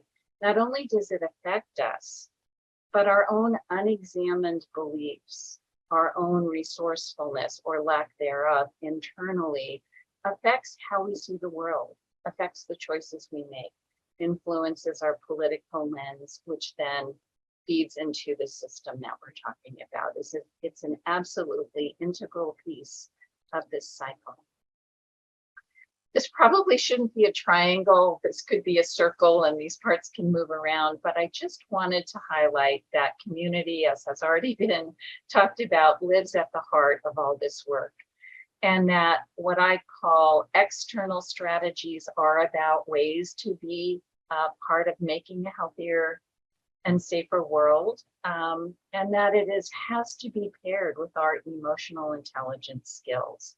That's what I'm going to talk about most, along with what we understand about the climate science. So the first thing to consider when we look at ourselves is that we like to pride ourselves as being rational and in control decision makers. But that's not actually what's most true, or certainly true all of the time. And when the emotional stakes get high, when the threats and the risks increase, which is true with climate change and other stressors, it's actually the emotional, more reactive parts of us that become activated. And some of these more reasoned parts of our brains actually go offline. And we don't realize that's happening, and we're acting from emotional places. And in fact, when there are threats, when there are risks, is when stress increases, is when this really happens more. And it's easy to understand with what we understand about climate, not only the things that are happening now, but likely projected to come, why that would really increase this reactivity. And what happens, you know, I know there's often talk about how can we get more people engaged and involved, there is a mechanism that's built into our evolutionary psychology that when overwhelm is too high, we shut down. And there's different ways this happens. One is a form of denial or disavowal, where we tell this narrative to ourselves that, oh, it's not as bad as we think, or other people are going to solve this, and we get ourselves off the hook. Or there's the flip side, the opposite side of the story, where it's too late. There's nothing I can do. I'm too small anyway. So I'm going to get myself off the same hook, because to be in the uncertainty, to be in the complexity, gets to be too much. And it's that part of our nervous system, that part of our brain and our emotions that kicks us out of the ability to be more effective. So how real is this? This is a study that came out last year, 10,000 youth from 10 different countries, ages 16 to 25. These are just a few of the highlights. The first number represents the global average. The second number is how it was showing up in the US. And so I was talking about doom. Look at the third one. Humanity is doomed. It's too late. So more than half and around the world and close to half in the US are living with this as a belief. And the last one, that climate anxiety and distress is impacting them on a daily level in a way that is interfering with their lives and with their functioning. And that is almost half across the board.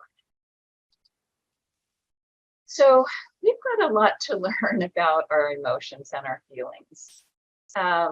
There's a myth that I hear a lot that first, and I hear this a lot from activists, I don't have time to deal with my feelings. There's so much on the line.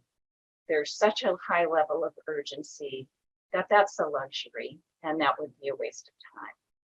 But what I also hear when we have a chance to go a little deeper is that if I do that, if I tap into these feelings, I'm going to fall into a pit of despair and never crawl out. And then I really won't be able to do the work. What's more true is that it's when we try and cut off those feelings, which are natural, an empathetic response, or we try and hold them down. It's like holding a ball underwater that just needs to pop up. It's going to fatigue us. It's not possible to do. It's going to come out sideways. And in fact, the way to not allow those emotions to hold us down as much are to validate them, express them, acknowledge them. So it's not so much that we want to feel certain feelings and avoid others, but that healthy feelings are feelings that flow. So, a lot of us, jump in because we want to make a difference. We recognize what's going on. But sometimes it's like joining a race without any training. And you're just, you're running with everyone else because you want to participate. But a lot of people kind of run till they drop without this self-care element, and burnout truly is quite high. And, I like looking at the sports metaphor because if high-end athletes are not hitting their goals, one of the first things now that coaches ask them is, are you using your recovery time? Because it's not separate from training, it's integral to training. It's what allows us to integrate and strengthen what we're here to do. And it applies to the work that we're all involved in. So simply said, burnt out people aren't equipped to serve a burning planet. And that's what we're all working on doing, right? Making these changes. But it can't be done without attending to ourselves. Caroline Hickman, a psychologist in the UK, one of the researchers behind that youth study, said, not only do we need to grow up in our creative and determined capacities, we need to grow down and be able to be present with and tolerate some of those harder feelings, the shame, the anxiety, the depression, so that, again, it doesn't just kick us into reactivity. I'm going to look at two concepts that come out of trauma studies that's relevant to this. The first is we all have what's called a zone of resilience or a window of tolerance. And the idea is that there might be a lot that we're dealing with, family, civic activism, maybe there's health issues we have to attend to, family things, careers, all that it involves. And most of the time we're dealing with all these challenges pretty well, and we're functioning in that middle range between those two parallel lines. But if there's too much or it's too big, and we get kicked out of that zone of resilience, we get really reactive. where it's knee-jerk reactions. We can't receive other people. We may not be able to communicate our own thoughts very well. And this is kind of common sense. I'm sure most of us have witnessed or been in those conversations that just escalate, and there's a need for a cooling down time, and that's a way of coming back into that window of tolerance. Or the other end is we just check out. It's too much, we stonewall, we isolate. There's a desire to numb out. But we can be conscientious about understanding our window of tolerance, building our own toolbox to be able to move into that, to even stretch it.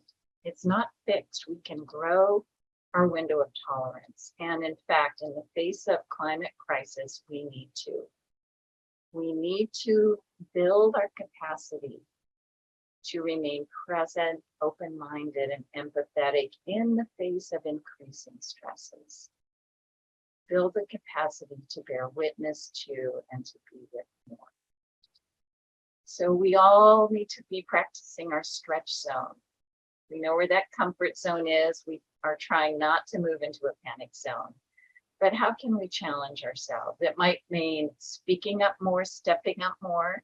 It might mean listening more, receiving more. It has to be personalized to how it fits for you. So the other key concept about how to do this is to toggle, to travel back and forth between being with the really challenging information and experiences of what's happening, along with ways to come back home to ourselves, which might include connecting with others. We're talking about the importance of community and support. It's not just a solo thing, but we need to each kind of come to understand our own edges to be a more effective part of the whole. Many, many ways to do this. I'm not going to take time to go through this practice now, but I just love the fact that working with our breath is available all the time. It travels with us. There are simple, easy ways that are useful to all age groups. You don't need any special equipment for the most part. So this is a practice that if you want, again, a copy of this, I'm happy to share it. But there are others, you know. I was talking with a 13-year-old girl the other day, and her reset, her way of coming into her window of tolerance is to skateboard, because she has to be in her body, she has to be paying attention to her surroundings, and she's navigating all that in a way where she just feels much more grounded and present. And then the external strategies, which again, I know is such a big focus, and Christy was also saying that not only is it essential because how our internal and external ecosystems rely on each other, but it does help also buoy our well-being by moving out of a powerlessness perspective. That's my timer, and knowing that we can all contribute. So I've already spoken of that, and just wanted to also expand that activism can take many, many forms. That if you are an educator, you might want to add an after-school green club. If you're an artist, your expressive work can be very powerful in this area. If you work in the food industry, where the food comes from, how it's distributed is essential. And then this, again, these slides will provide additional resources for how to learn more about this if you'd like to, and additional resources. So I'm going to stop there, and thank you. Thank you so much. That was incredible. I would love to personally see those, the breathwork exercise. And I think definitely if we had more time, which I think we could spend the whole kind of time talking about just this, but if we had more time, it would have been awesome for us to do that breathwork together. But I also do encourage all of you to try it out. I think that that's just incredible. So thank you for sharing. I'm really, really excited to introduce our final panelist. Her name is Hannah Estrada.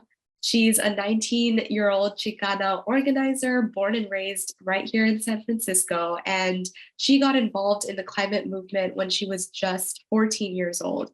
So she's been advocating for the Green New Deal with a group called Youth versus Apocalypse. They're a very diverse group of young climate justice activists, and they work together to uplift the voices of the youth. So Hannah has organized actions in the past for different causes like divestment from fossil fuels and the cleanup of toxic radioactive contamination here in SF. But we're really excited to end off with Hannah and to hear her voice. So Hannah, take it away, it's yours.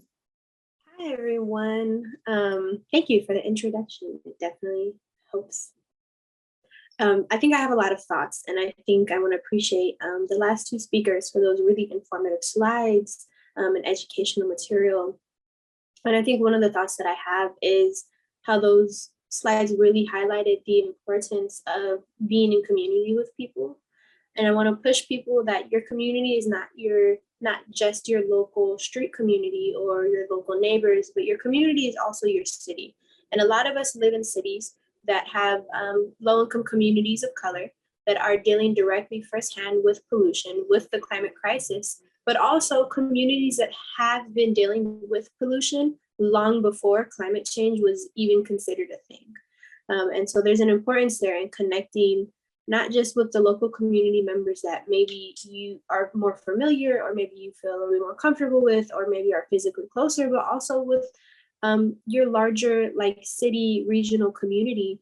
And I like to think that if everyone were involved in community, if everyone were actively engaged with their community, then a lot of the harms that we see taking place, not just within the climate crisis, but also within different social justice fields, would have very little room to continue, right? Because if we're all engaged with each other, we're all in this understanding of what the different local issues are and how to combat those things, and we're all working together with each other to combat those things, there's a lot less room for them to take place. So I really like this idea of being in community with each other, not just because it's great for your mental health, but it's also great for the tangible solutions that we need, not just for the climate crisis, but also for these intersecting social justice issues that are all rooted in the same system, right? Like the climate crisis is rooted in a system that causes us as low-income people, as people of color, to have a multitude, a plethora of other issues. So YVA, we're very big on, we need a systems change. We don't want to just pass a few policies that will help us take down the greenhouse gas levels, but we want to change the way our system operates, the foundation of our country, so that we can further impact these other intersectional areas that aren't often talked about. And a second thing I want to push people towards is you don't just have to be in community, but I heard a lot in these past two speakers about the importance of activism and the importance of taking change is a great way to help your well-being, right? A great way to combat that anxiety or that grief. And community organizing, community activism, I think is one of the most impactful ways to do that. Not just because, you know, you're being social with people, you get to be enjoying with people, just being around people, right, is really great, usually for your happiness levels, if you will. But when you're organizing with community, there is real change being made. And so I would urge people on this call to reach out to your local organizations who are doing the work. Some of them are on this call, right? And figure out what ways they need support. A lot of grassroots orgs just need more volunteers. A lot need organizers. A lot need people who are experts in very specific fields. And maybe that's you. So figuring out not just how to be in community with your neighbors or your regional community, your city community, your town community, whatever that may be, for the purpose of joy and connection, but also for the purpose of being able to be a part of that change that many local groups are trying to make on that local level that will then impact our national level. And if everyone is rooted in their local communities to be a part of that change and to be on the same page, I think it will definitely help our odds when it comes to, again, like that national global change that we need to see happening.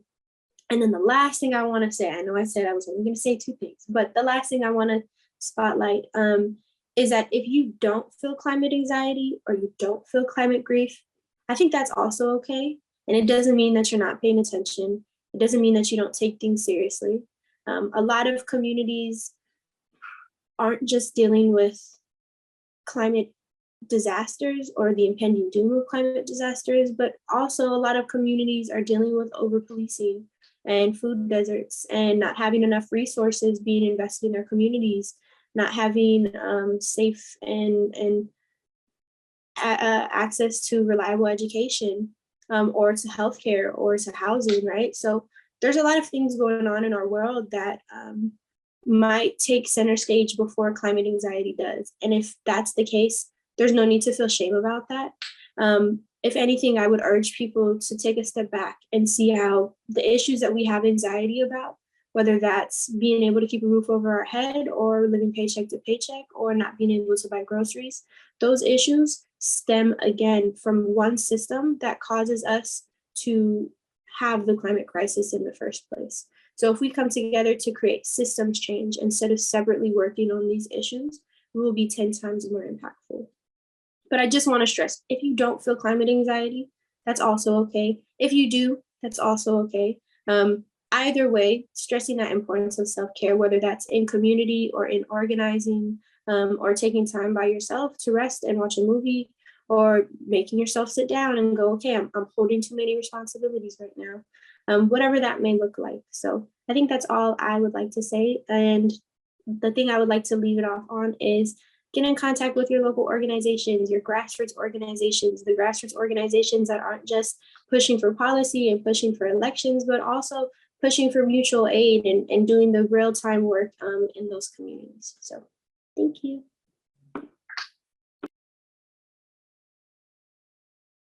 That's incredible, Hannah. And yes, I agree with everyone in the chat. Thank you, and you are awesome. I think we all needed to hear that. It is really important to feel recognized and acknowledged, especially, again, we're all virtual. So I think all of our speakers today really did a great job just letting us share these words and be present with each other despite the circumstances. Christy does have to, Dr. Manning does have to leave in a little bit, but Dr. Manning, if you did have any words or thoughts you wanted to share based on what we heard from Hannah and Leslie as well, feel free. Just, it's so great to be in the same Zoom room with you all and with Leslie and Hannah. So much wisdom. Thank you. And keep up the great work, Hannah. It's really inspiring.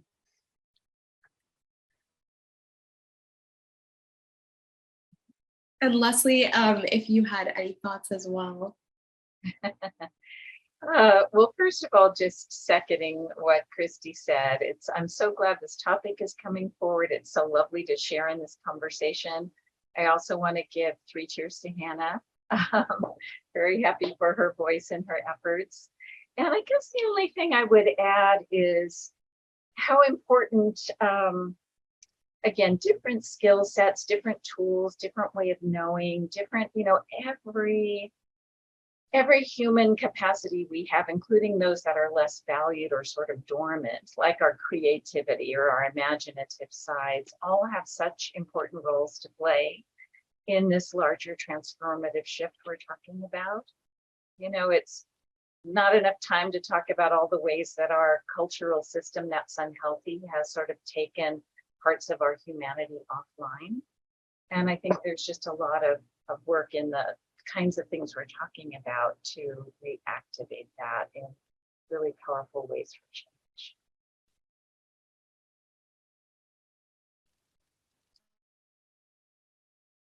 Thank you so much. Again, that was really, really insightful. Again, if any of you do have questions, feel free to continue to drop them in the chat. We have other amazing panels lined up. And if Dr. Manning, if you would like to put your contact, I think you had shared it in your slides, but maybe you can drop that in the chat as well.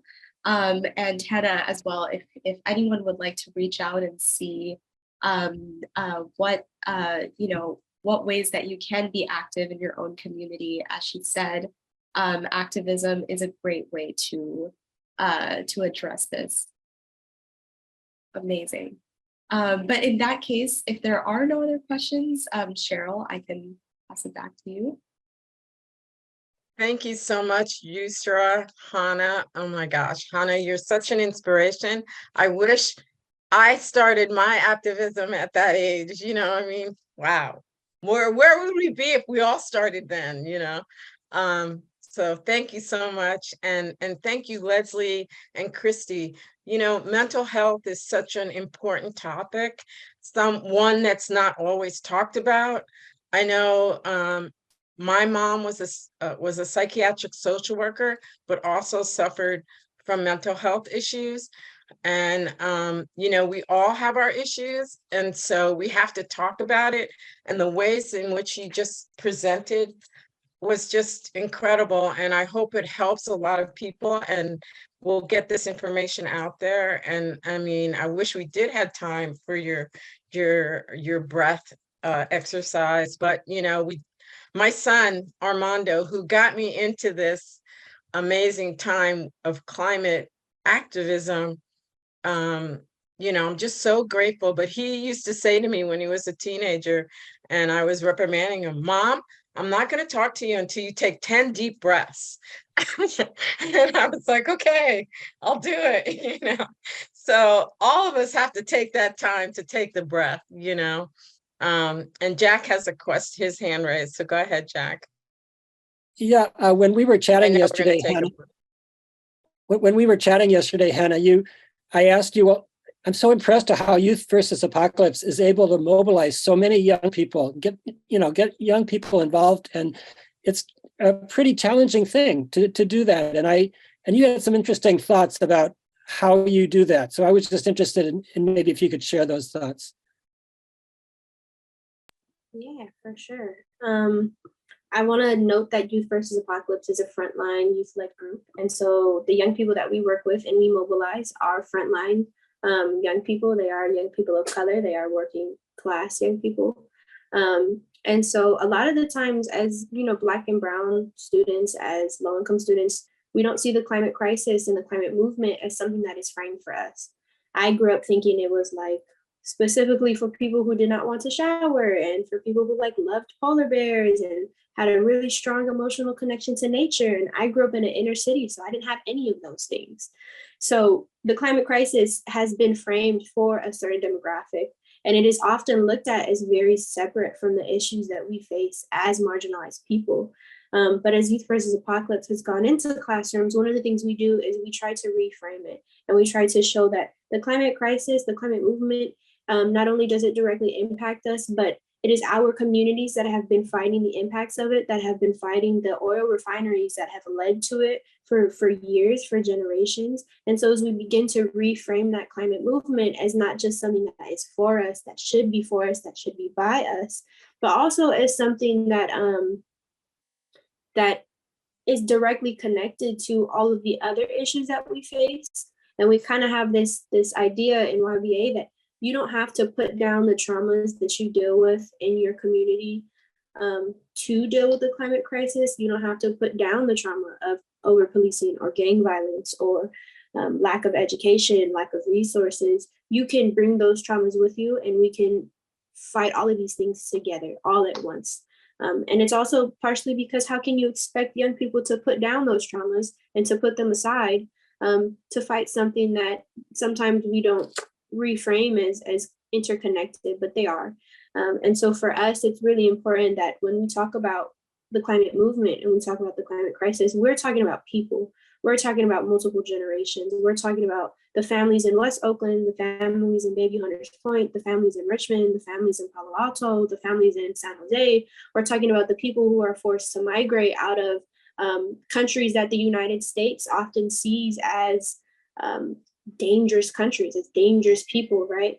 And how part of that is, you know, the United States has such a large part to play in this crisis. So for us, as we are engaging with other frontline people, it's really important to reframe what the climate crisis means for us as people of color, as disproportionately impacted people, as people were like, you know, the odds of low-income people living in polluted communities in a state like California is extremely high. So there are a lot of, for us, factors that come into play, but I think we really try and highlight just that mindset that this is a space for you and this is a space you should be leading in, that your voice and your experiences are necessary, because there's also that element of, if we're not at the table advocating for our communities, who is, right? Like when we look at some of these big United Nations and COP27, who of us is at the table?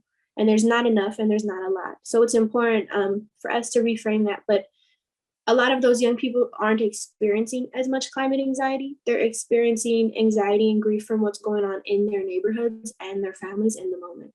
And I think that's why I wanted to spotlight that if you don't feel climate anxiety or grief, that is okay, because there's probably a lot of grief and anxiety in other areas of your life and you just don't have room for anything else. But yeah, when it comes to engaging with young people that are frontline, for us, that is kind of the approach that we've been taking. Thank you so much. All those words of wisdom out of the mouth of babes, even though you're an adult. But I'm just saying, it's just so beautiful to hear and listen to. Thank you so much. And we're going to take a 5-minute break. We're on schedule, which is awesome. But first, we're going to hear from Sarah Moss, another UC Berkeley student. Thank you. That's working with CEMTF. Sarah, are you here? Yeah. Yes. Hi. Hi, everyone. My name is Sarah Moss. I'm an undergraduate student studying legal studies at UC Berkeley. I'm working with other undergraduate students who are also here. Hi, Jessica and Eric. And I'm working with CEMTF to create a data project scorecard of all the cities in Alameda County. For part of this project, we're conducting a survey for the residents of Alameda County. Please take this survey when you can. I'll be dropping the link in the chat, and thank you so much. But we'll just be back in like another 2 minutes. So far, the morning's been great. And now we're going to hear from Nija Wright-Brown. She's an MBA. She is a 2021 Baltimore Business Journal Enterprising Women of Excellence honoree. And she's going to talk about why should you care about climate and public health.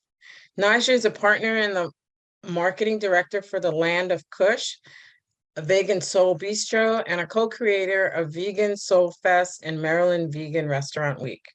She's executive director of the Black Veg Society, a nonprofit organization whose mission is to educate predominantly Black, Indigenous, and people of color, BIPOC communities on the benefits of holistic living and plant-based diet and veganism. So go ahead, Nija. Thank you.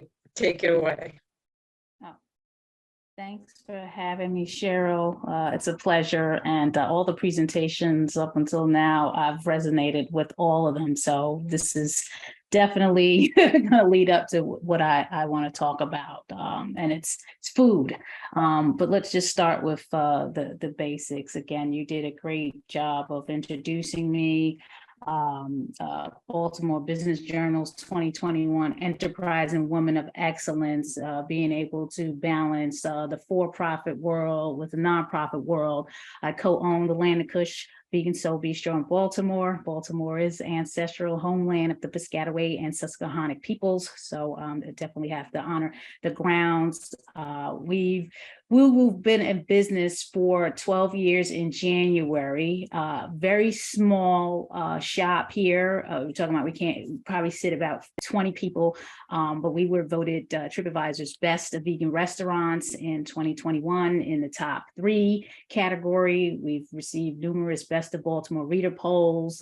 PETA voted our vegan crab cake dish top dish in 2018, and then in 2015 we were Yelp's top 100 business in North America. And again, you're speaking to someone never owned a restaurant, never been in food service, never been trained in cooking. My husband is the chef, and this is his birth child. And it evolved into a nonprofit because we're just not a restaurant. We are a social enterprise here in the city of Baltimore. So, what comes with that is a lot of charitable efforts. Black Veg Society initially was a Facebook group called Black Vegetarian Society of Maryland, which a customer was trying to hand to us to adopt because we was doing so well with the restaurant. And then finally, a few years later, we adopted this Facebook group. At that time, we had the first vegan festival in the smack dead middle of the inner city of Baltimore. Why? Because health is wealth. We can talk all day about this and that and everything else, but our health is very important in order for us to go out there and do all the things that we're in purpose in life to do. During the pandemic, we had to stop a lot of the outdoor activities, obviously, because of the shutdown. And I was just speaking to someone through the chat here who said that they got Zoom for the first time during the pandemic. And, I used the Zoom and online community to start a digital talk show, Naja Speaks, where I interviewed advocates and activists and business owners and people all across the world on their activism. So that was the birth of Naja Speaks. So just constantly, trying to do things, pivot and, be innovative and entertaining, edutaining, I usually say, in this space. So why should we care about climate? I think all the presenters did a great job of talking about why. So just to summarize it, climate change and air pollution worsens the health of millions. And we know that it is a fact. It also rises healthcare costs. It's more expensive to be unhealthy than healthy. So there's always this misconception that, in the vegan lifestyle's health is expensive. That's not true. There's just a way to do things. Veganism, plant-based lifestyle can be done on a budget, but it really is more expensive to be unhealthy. And with the rising healthcare costs, we want to avoid that. You're either going to pay now or you're going to pay later. It is not just a global threat, it is a public health emergency, and that is why we need to care about it. You're talking about, we've heard it before in the other presentations, heat stress, with the extreme weather, rain, hurricane, you got injuries and drowning. With the droughts and floods, you have the food and waterborne illnesses and diseases. Sea level rising is causing that, and soil issues, disrupting ecosystems and economic and also food and water shortages. We saw that, with the pandemic alone, malnutrition, all of this stuff you can easily find on the CDC website. But that's why we should care about it. We need to be in the know and take action, because a lot of times it's affecting our elder community and it's affecting our children. And the children are our future, and we want to protect them. So when we go into why we're caring about public health, if you go to the definition, again, on the CDC site, it's the science of protecting and improving the health of peoples and their communities. So guess what? You matter. I mean, there's a lot of matters out there, but you matter, and so does your family. So whole communities matter. And then we drill down a little bit more, and environmental racism matters. So when we look at things, someone talked about it in their presentation, the effects of redlining and, all the racial prejudices out there. That is also a pandemic, which leads us to a lot of problems. I was at a animal rights and vegan advocacy summit a couple of weekends ago in DC. And one thing that I got out of it was this Smell of Money documentary that talked about the environmental racism that was going on in a rural area of North Carolina with Smithfield's hog farm and all the spurring of feces in these areas and neighborhoods. And again, these are things that we need to fight for. I mean, they were fighting for close to 10 years, and the main person in the fight actually, transitioned during this period. And it's just so sad to really think of. I was really emotional about it because I'm one person. We're all one person. But again, together we can do something to combat this. I don't know if you know about Tracy McQuarter. Tracy McQuarter is a public health nutritionist. She published, with the help of Farm Sanctuary, the first African-American vegan starter guide, which with our restaurants and all the events that we organize, distributed tens of thousands of copies. In total, 500,000 copies were distributed. And this guide is good for anyone, just not for Black people. But the misconception is vegan lifestyle, veg lifestyle is not for us. It's for those people. It's for, white mainstream. But that's not true. So something had to be created along these lines. And I want to share some footage that Tracy has in the film, The Invisible Vegan. So she talked to you about racism within the food system, because it just seems like people don't think that we eat healthy or want to eat healthy. So here goes Tracy. Now, this hasn't always been the case. Back in the 80s, in fact, in Washington, D.C., there was a place called Brown Rice. Actually, the very first all vegan, 100% vegan establishments in the nation's capital in Washington, D.C. were started by African Americans in poor Black neighborhoods. So this has not always been the case, right? That we have these food deserts now. But that is the case now. And so I say that, I give that context because I want people to understand that this is not, that eating healthy food is something that's always been a stream that's been going on in African American communities in our society. Right along with us eating unhealthy food, there's been a large group of Black folks, not as large as most, but there's always been a large group that's been eating healthy and plant-based, right? And so just like the Black Panthers started the breakfast programs that eventually the federal government implemented, we've always been conscious about healthy eating. It's just not been the majority of us. So, but we've been influencing the majority. And so we're in a situation where the food deserts exist, right? This food is not available in our communities, and when it is available, in nearby communities, it's often too expensive, for us to eat. And so that's a product of systematic racism. And it's also a product of capitalism, because what's happened is, and we have to talk about it in the same breath, right? Racism and capitalism when it comes to Black folks and food justice, because the federal government is in bed with the food industry.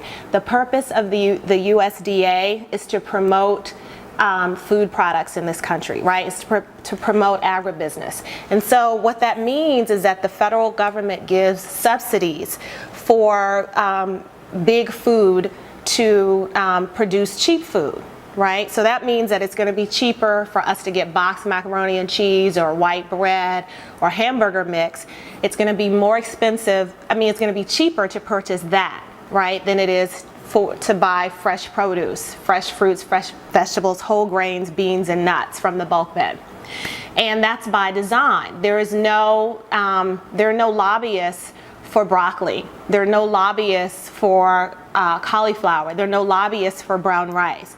There are no lobbyists for health food items like there are lobbyists for big food industries, right? And so what that means that we're going to see more food advertising for these foods, for these junk foods on TV. 80% of the advertising is for junk food.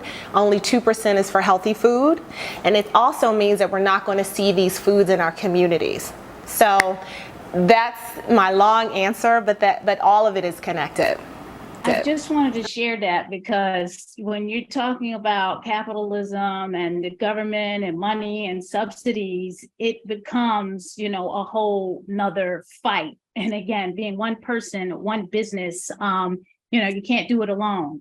So how can a plant-based diet how a plant-based diet can fight climate change is really important to know, educate yourself on, because climate change poses a threat to the security of our food supply. And if we don't know anything, we must know now that animal agriculture, and forestry contribute to global warming, accounting for 1/4 of greenhouse gas emissions, which is it's a serious problem. And we have to advocate for a healthier and more sustainable lifestyle. So your own garden, and I understand that everyone is not going to be able to do that. I don't have my own garden, but even if you're volunteering in your community supported agricultural garden, things like that, just advocating for more plant-based options, thinking about what you put on your plate on a daily basis. I mean, if you're following a Meatless Monday initiative or meatless after, 6 or in the morning, just thinking along those lines that the more that you're eating a plant-based diet, you are contributing to helping with the climate change, knowing that animal agriculture and forestry do contribute to the greenhouse gas emissions. What's the next slide? So here's one of the event I was speaking about, how we are engaging the community here, the communities here in Baltimore. We've been organizing a Vegan Soul Fest for the past 7 years. We just had the fest this year coming out of the pandemic after being on postponement for 2 years. We would bring out 10,000 plus people to celebrate vegan food, music, and to educate them. Folks like Tracy McWhirter and vegan doctor Milton Mills and other professionals in this space will come out and talk to the community about, why it's important to go vegan, whether it's for animal rights or environmental reasons or dietary reasons, and to impact global hunger. So this is stuff that we do on a yearly basis. We're preparing for 2023. I love edutaining events and organizing these because I get to meet so many people. We also started another initiative here that's been running for the past few years. And, here's another video on how we engage communities and businesses. So it's not just, individuals, it's also how do we engage businesses, just like I'm a business. We do a lot of business to business events as well. That is 27% of the population in Baltimore was vegan or vegetarian food.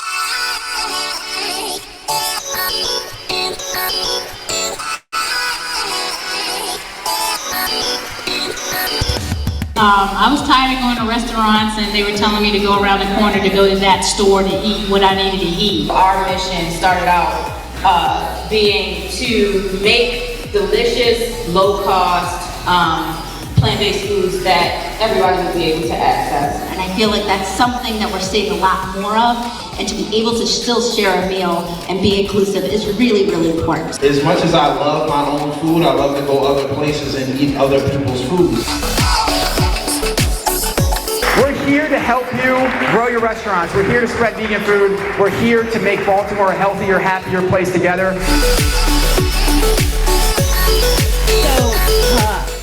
After the first year, you see on the left side, and we put a lot of money, campaign money into this. Billboards aren't cheap. The first year, it was Baltimore Vegan Restaurant Week. Now it's Maryland Vegan Restaurant Month. You're talking about years later because that's how large it's grown. And if you can see on the right side, Live Kindly published an article in 2018, which would be the first full year. We do it twice a year in the summer and in the winter. Now in the spring, we had to change because of the pandemic. Baltimore's Vegan Week is so popular, even meat-heavy restaurants are participating. So it's a lot of times it's the why, and what's in it for me, and, the big sell on why you need to do this. Oh, we're helping people to grow their restaurants. You have to put this a vegan option, a plant-based option on your menu because the demand is there. You're talking about 30% of the population in Baltimore wants this. And if you're not engaged in that, then you're totally missing out. So we didn't know that it would grow to this level, but we're happy. There's still tons of work to do. We're trying to work through the state of Maryland. And again, you have your counties that are in, just like you got your states that may be in or out.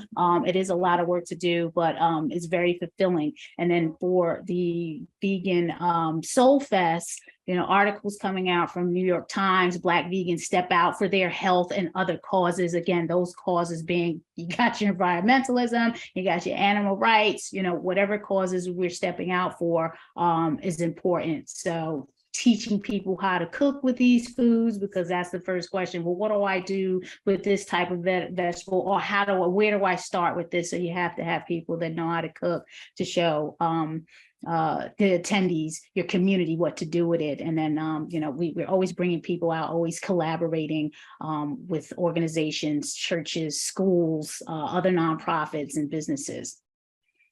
I also tell my own story. So engaging in communities, people want to know, well, why do you do this? And milk is another issue that we're having. Of course, when you're thinking about the environmental racism, milk is a part of that. Like, most, if not all of Blacks and Latinos are lactose intolerant, and people of color, lactose intolerant. But if you're low income, this is the product that they're trying to push down your children's and your throats. So had I known years ago what I knew today about dairy, because I was a byproduct of the government cheese and the boxes and the milk and all that stuff, and the fact that I had a lot of acne and this is an inflammatory product, I would have rejected it years ago. So just sharing that story, letting people know that milk does nobody good is another way that we're advocating for animal agriculture, because if you understand how the cows are treated and impregnated in that whole process of what cows have to go through just to bring us milk, I think a lot of people would step back from it.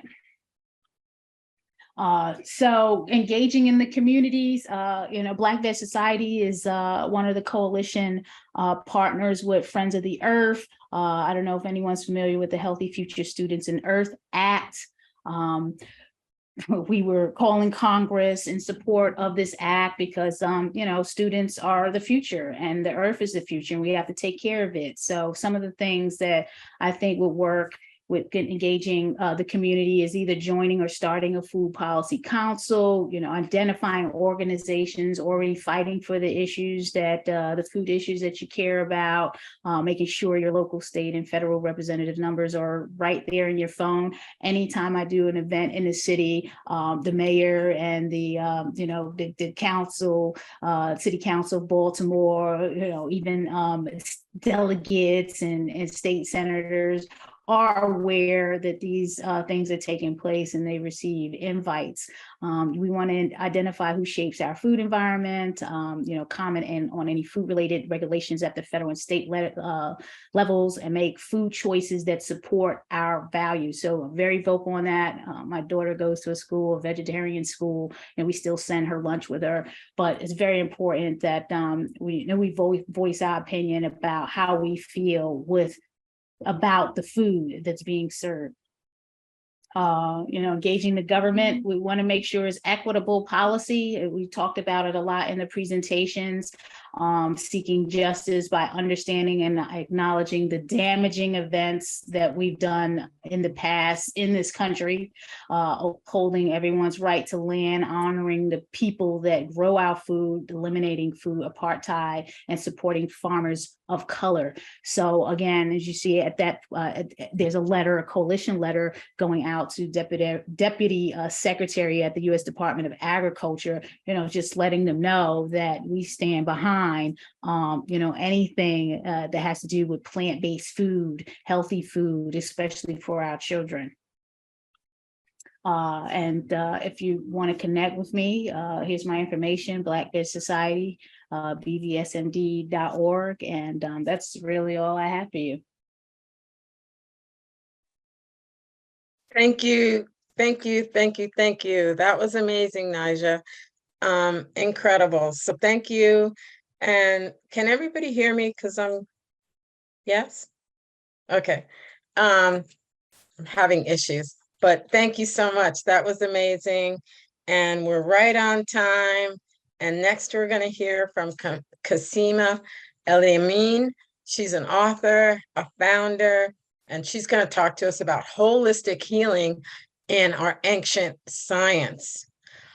She is We Are Royalty, Royal Highness Enterprise, and more. Kasima is a published author, a CEO and founder of We Are Royalty, which is a 501c3 nonprofit organization for single mothers. But first, we're going to hear from our last UC Berkeley student, Eric, if you want to take it away for a minute, and then we'll get to Kasima. Thank you. Oh, hi. Yeah, I'm Eric. I'm a UC Berkeley student. I'm a senior with a major in legal studies.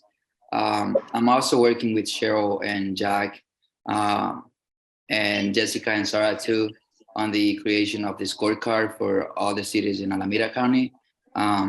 Just here as the last person to put the link again in case that you haven't completed the survey, and if you can, it will really help us with the acquiring of our data. So thank you very much. Thank you, Eric. And go ahead, Kasima. Yes, hi everyone. I'm just gonna do this quick as possible. Let me go ahead and get into my screen here. Just want to see how everyone, can everyone see my screen on that end?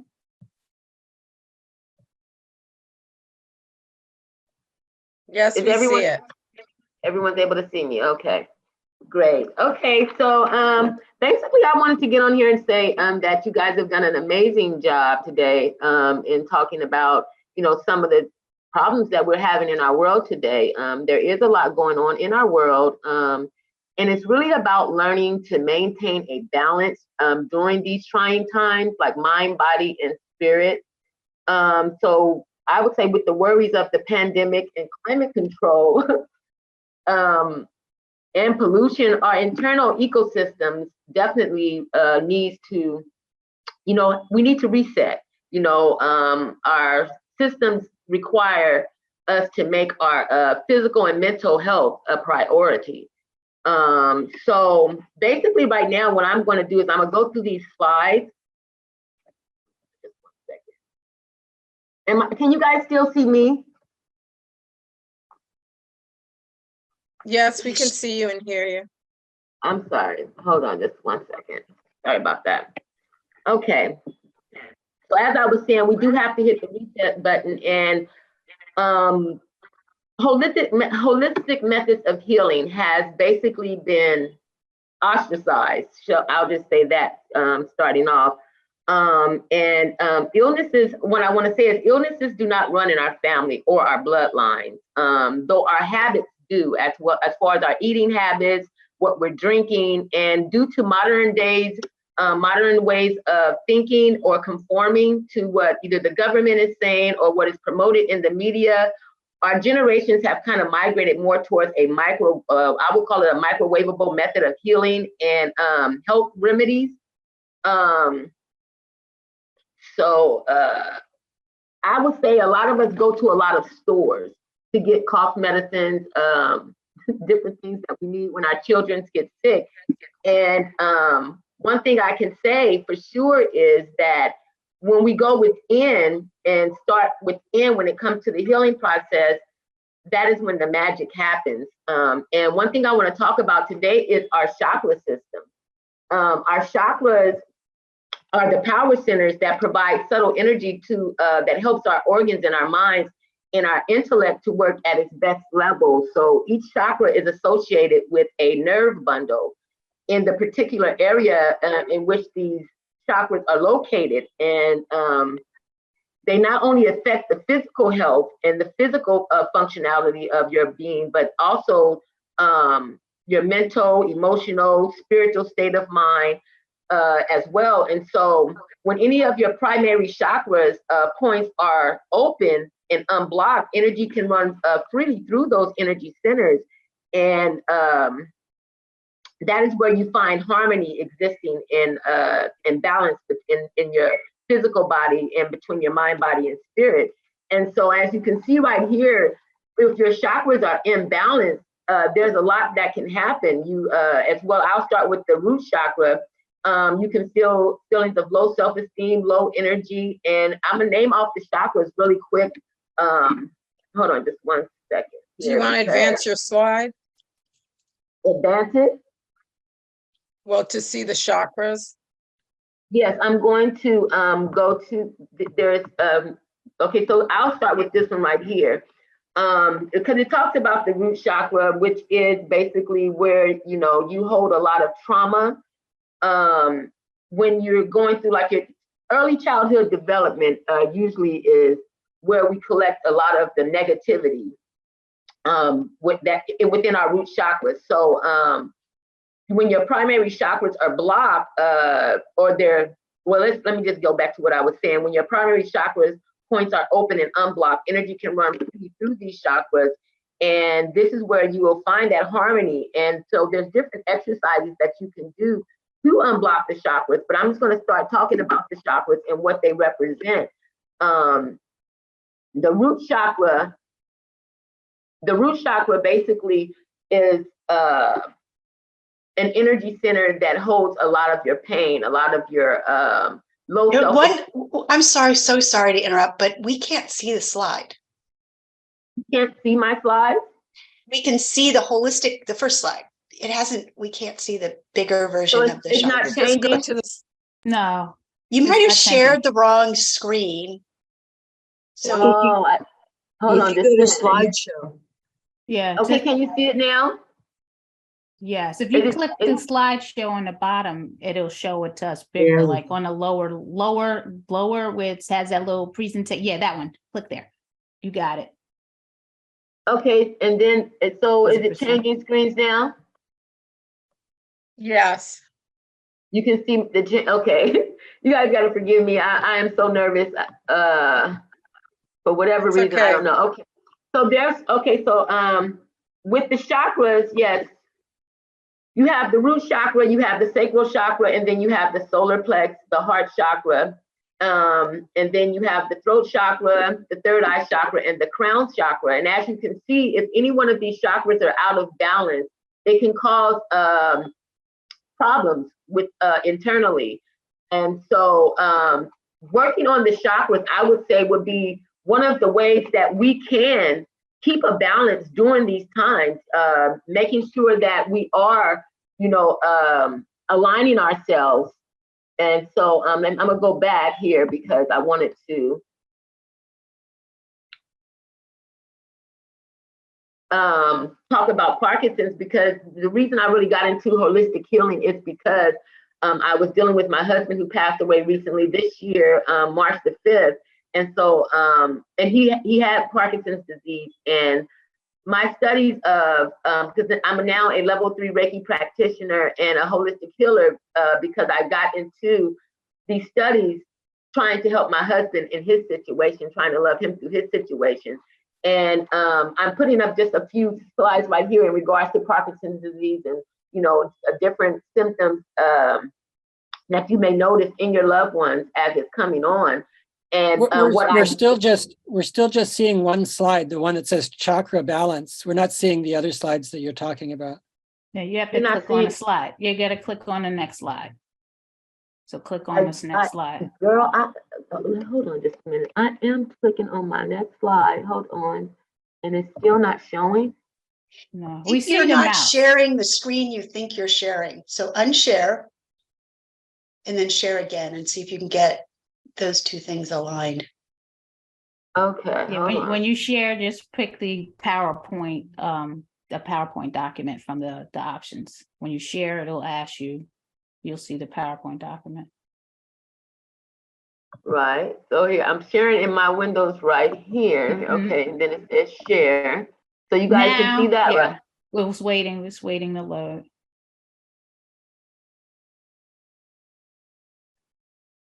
Thank you, everyone, for your patience. We all have different levels of skill sets. Yeah, this is my first time ever doing a PowerPoint on Zoom. And so, yeah, might be all over the place right now. Are you guys able to see? No, it's a black screen. Not yet. Yeah, because I tried, okay, hold on. The screen says double click to enter full screen mode. I'm not sure what that means. It's for us, that's for the viewers. Oh, okay. Right, okay, set up slideshow, okay, browse by individual, hold on just 1 second.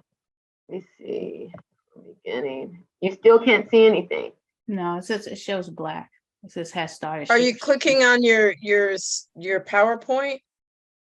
Yes, You ma'am, have to I open up am. the PowerPoint. Okay, well, maybe we should just continue and we can send out the PowerPoint after. I apologize for the Oh. I mean, just Okay. do it one okay. more, do it one Hear more your words. time. Yeah, because we saw the other one, so had it. yeah, just do it one more time to show show the other one, and then you're just gonna have to click on the slides at the left, because it's at the left if you can't do the full screen, and just click those slides there with the mouse. Yeah. Right, I'm just trying to come out of this screen here, okay. We are practicing what community looks like. Yeah, somebody saying close. We all all have a part. Yeah. Right, okay, now let me see here, I don't know, now my whole screen is just frozen. Okay, you might have to close them. I think you should just continue because the information is going to be effective either way. Yeah. So thank Right. you. Right, and you're exactly correct. I just had it all planned out. Well, basically working with the chakras and also the pictures were very important because a lot of people don't know a lot of what I'm talking about. Well, basically, can you guys still see me? Because all I'm seeing is a screen. Yes. We can see you and we can hear you. Okay. Oh, I really wish I could get out of here. Trust me, I know. Well, when you have a lot of stuff and the Zoom thing is gone, yeah. But I think it's just speak Okay, to well, it and describe it, yeah. Well, dealing with my husband with the Parkinson's disease, I basically got into the holistic healing because I really wanted to save him. And I knew that, you know, Spirit had said that there's a natural healing for everything on this planet. And so basically what I began doing is trying to find things that would actually assist him in assist reversing the Parkinson's. And so I started getting things like slippery elm for his stomach, you know, things to cleanse out the stomach because Parkinson's, what I learned is it starts in the stomach. And so I started studying teas and different herbs that you can, you know, bring together to bring about his healing. And that is how I got into studying Reiki. And then I began with the teas and studying the teas and the different teas that you can put together to heal the body. I've gotten into reflexology, the most recent. Though when it comes to the chakras are the energy centers that you can start with in regards to your healing.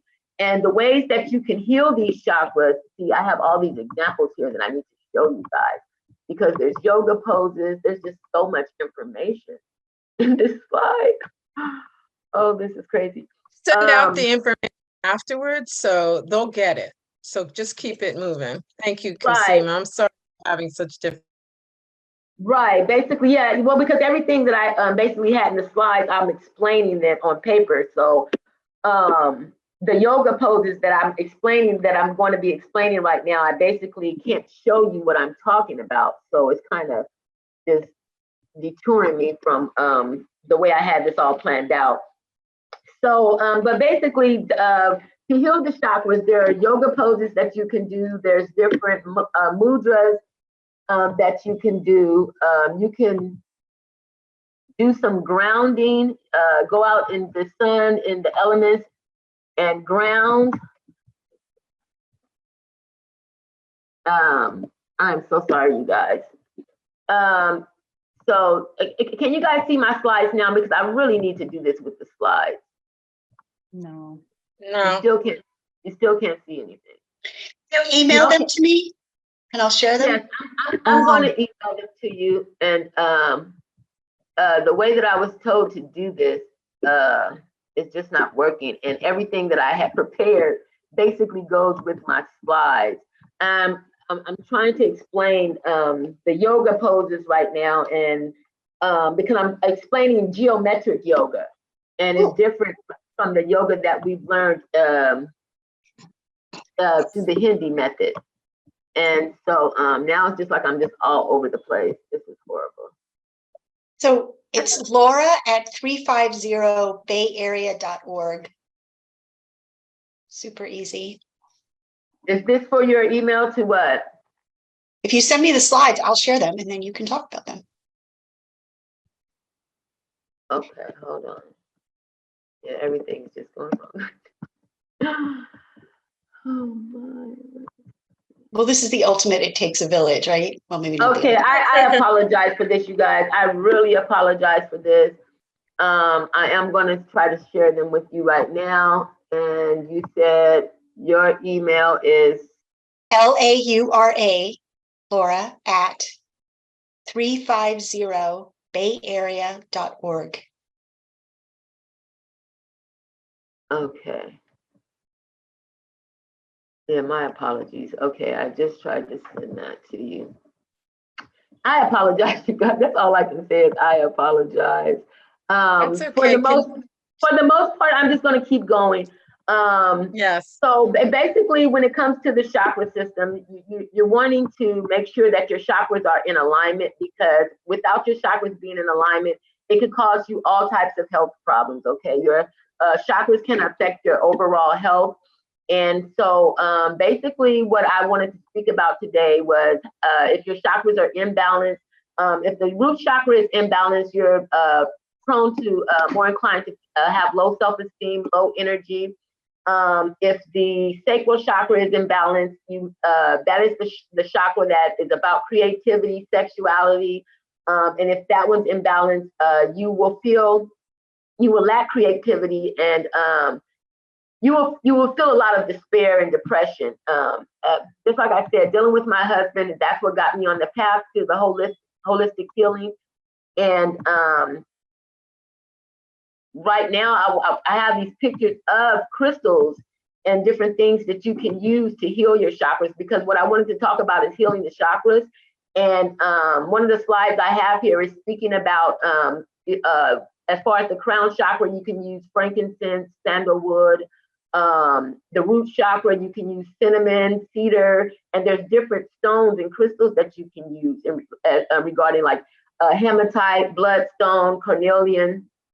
For me in particular, my crystals for me would be bronzite, aventurine, and this would be for healing my root chakra all the way up into the crown. I wanted to get into talking about kinetic yoga today and different yoga poses that I had on my slide for you guys to see how you can, use these yoga poses to heal these chakras as well as using crystals to heal the chakras. You can use these yoga poses to heal your chakras as well. And one of the methods of yoga that I like to use is kinetic yoga. Kinetic yoga is an ancient science from Egypt. Most yoga techniques come from Africa. Well, all yoga techniques come from Africa. And so basically the kinetic yoga, it is basically aligning your body and your chakras, because the chakras within our body is like we're a galaxy wrapped in flesh. And so the chakras within our body, they're like a star system. They are a star system, being we are a galaxy wrapped in flesh. And when it comes to kinetic yoga, you're basically doing geometric poses that is aligning you with not only your constellation, but it's also aligning you with different star systems, and which allows certain flows of energy to enter your body. Because the universe is ever expanding. But when we're using the universe to help us in our yoga practices and in healing our chakras, it enables us to step into a dimensional history of, because you have to know our families, they use the star systems to guide them throughout, historically. And so you can use these star systems to recode the effects that trauma had on your bloodline, or health issues have had on your bloodline, because just like I said, illnesses does not run in the family. It is something that you're doing, a habit. Maybe you're eating something or drinking something that's causing these illnesses to run in your family, like diabetes, high blood pressure, and things of that nature. And so basically, when you're doing kinetic yoga, you're connecting yourselves to the constellations and these crystals as well. So it's a whole science when it comes to healing that we have gotten away from. And we've gotten more into modern day healing and pharmaceuticals and things like that. Though originally our ancestors, they did yoga, they healed their chakras, they were in touch with their bodies and the galaxy, because astrology is used to optimize the human condition by drawing the connection between the planets and the stars to the life here on Earth. So basically, the stars is another form of a language. I don't know if you heard people say leaving footprints in the stars, energetic imprints in the stars, or footprints in the sand. We're leaving that every day. Though we leave negative imprints when we are not aligning ourselves daily. Say, for instance, we're allowing the pandemic or the stress of climate control and pollution and all of these things to get us off balance. If we're not finding ways to reconnect with spirit, what shall I say, the spirit within, there's a good chance that a lot of things in our lives can fall off track. And so kinetic yoga is something that I really had gotten into because it was helping me to align and connect with the stars. Now, something else I want to speak about when it comes to this galaxy within our body, we have reflexology points throughout our body as well, within our hands, our feet, our tongue.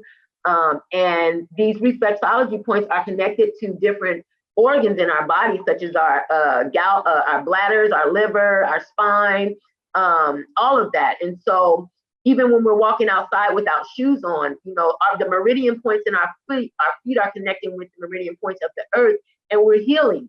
That's another natural way of healing, through just, walking on soil, being out in nature. And another picture I had up here on my slide is of the woman massaging her baby's feet. And even from an infant, we can use these holistic methods on our children, as far as just knowing the different points to massage on the feet. And I wish you guys could see these pictures, because the foot is designed basically to, it's a perfect guideline as far as how to release things throughout your body. So the tip of your toes would represent the head area, and then the balls of your feet would represent the shoulder area, then the middle would represent the abdomen, and so on onto the feet. And so, just by massaging the center of a baby's foot, the center of the child's foot can, cure a lot of things in regards to gas, headache. The lower part of the foot can cure heartburn, indigestion. So when I'm speaking about reflexology, I'm basically wanting to point out the different energy centers in our feet and within our hands that is connected throughout our whole body, meaning we really don't even need doctors. We could basically heal ourselves through reflexology, holistic methods of holistic medicines, of herbs and teas and yoga poses.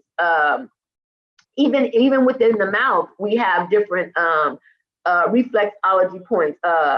We have different points within our mouth, whereas when we're eating certain things, we're not understanding that these things can be absorbed within our tongue and affect our bladder, or something can absorb into a certain part of our tongue and affect our kidneys. So I call these different areas portals. There's different areas where negative things or positive things can enter these portals. And so basically working with the chakra system and learning more holistic ways of healing yourself can, prevent a whole lot of other problems. Because what I say is, normally when you take pharmaceuticals and other medications, they may stop one problem, but then cause another. And when I got into Reiki therapy, which is basically moving life force energy, actually, I'm a level 3 Reiki practitioner, meaning I can do distant Reiki as well. Distant healing, meaning you could be in Chicago and I could be sitting right here in Sacramento and I can do healing work on you. And I've done it before and have had good results. And the reason when I got into it, it was because I knew that that was something, a gift from spirit above. Let's just say that. I knew it was a gift that we all have from spirit above. I used to hear my grandmother talking about the power of the hands and things of that nature. Well, I have that. I have the power in my hands to use life force energy to change things that's going on within your body.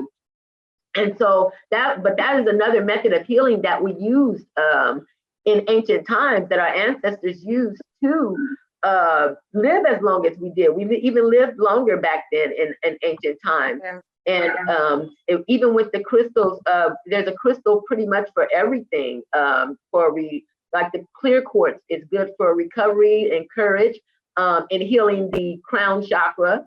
And the amethyst is also good at with healing the crown chakra. So there's a crystal for each chakra in regards to healing them. And then you can also unlock your wisdom with a crystal called the lapis lazuli, or you want to do a deep soul cleansing, you can use the black obsidian.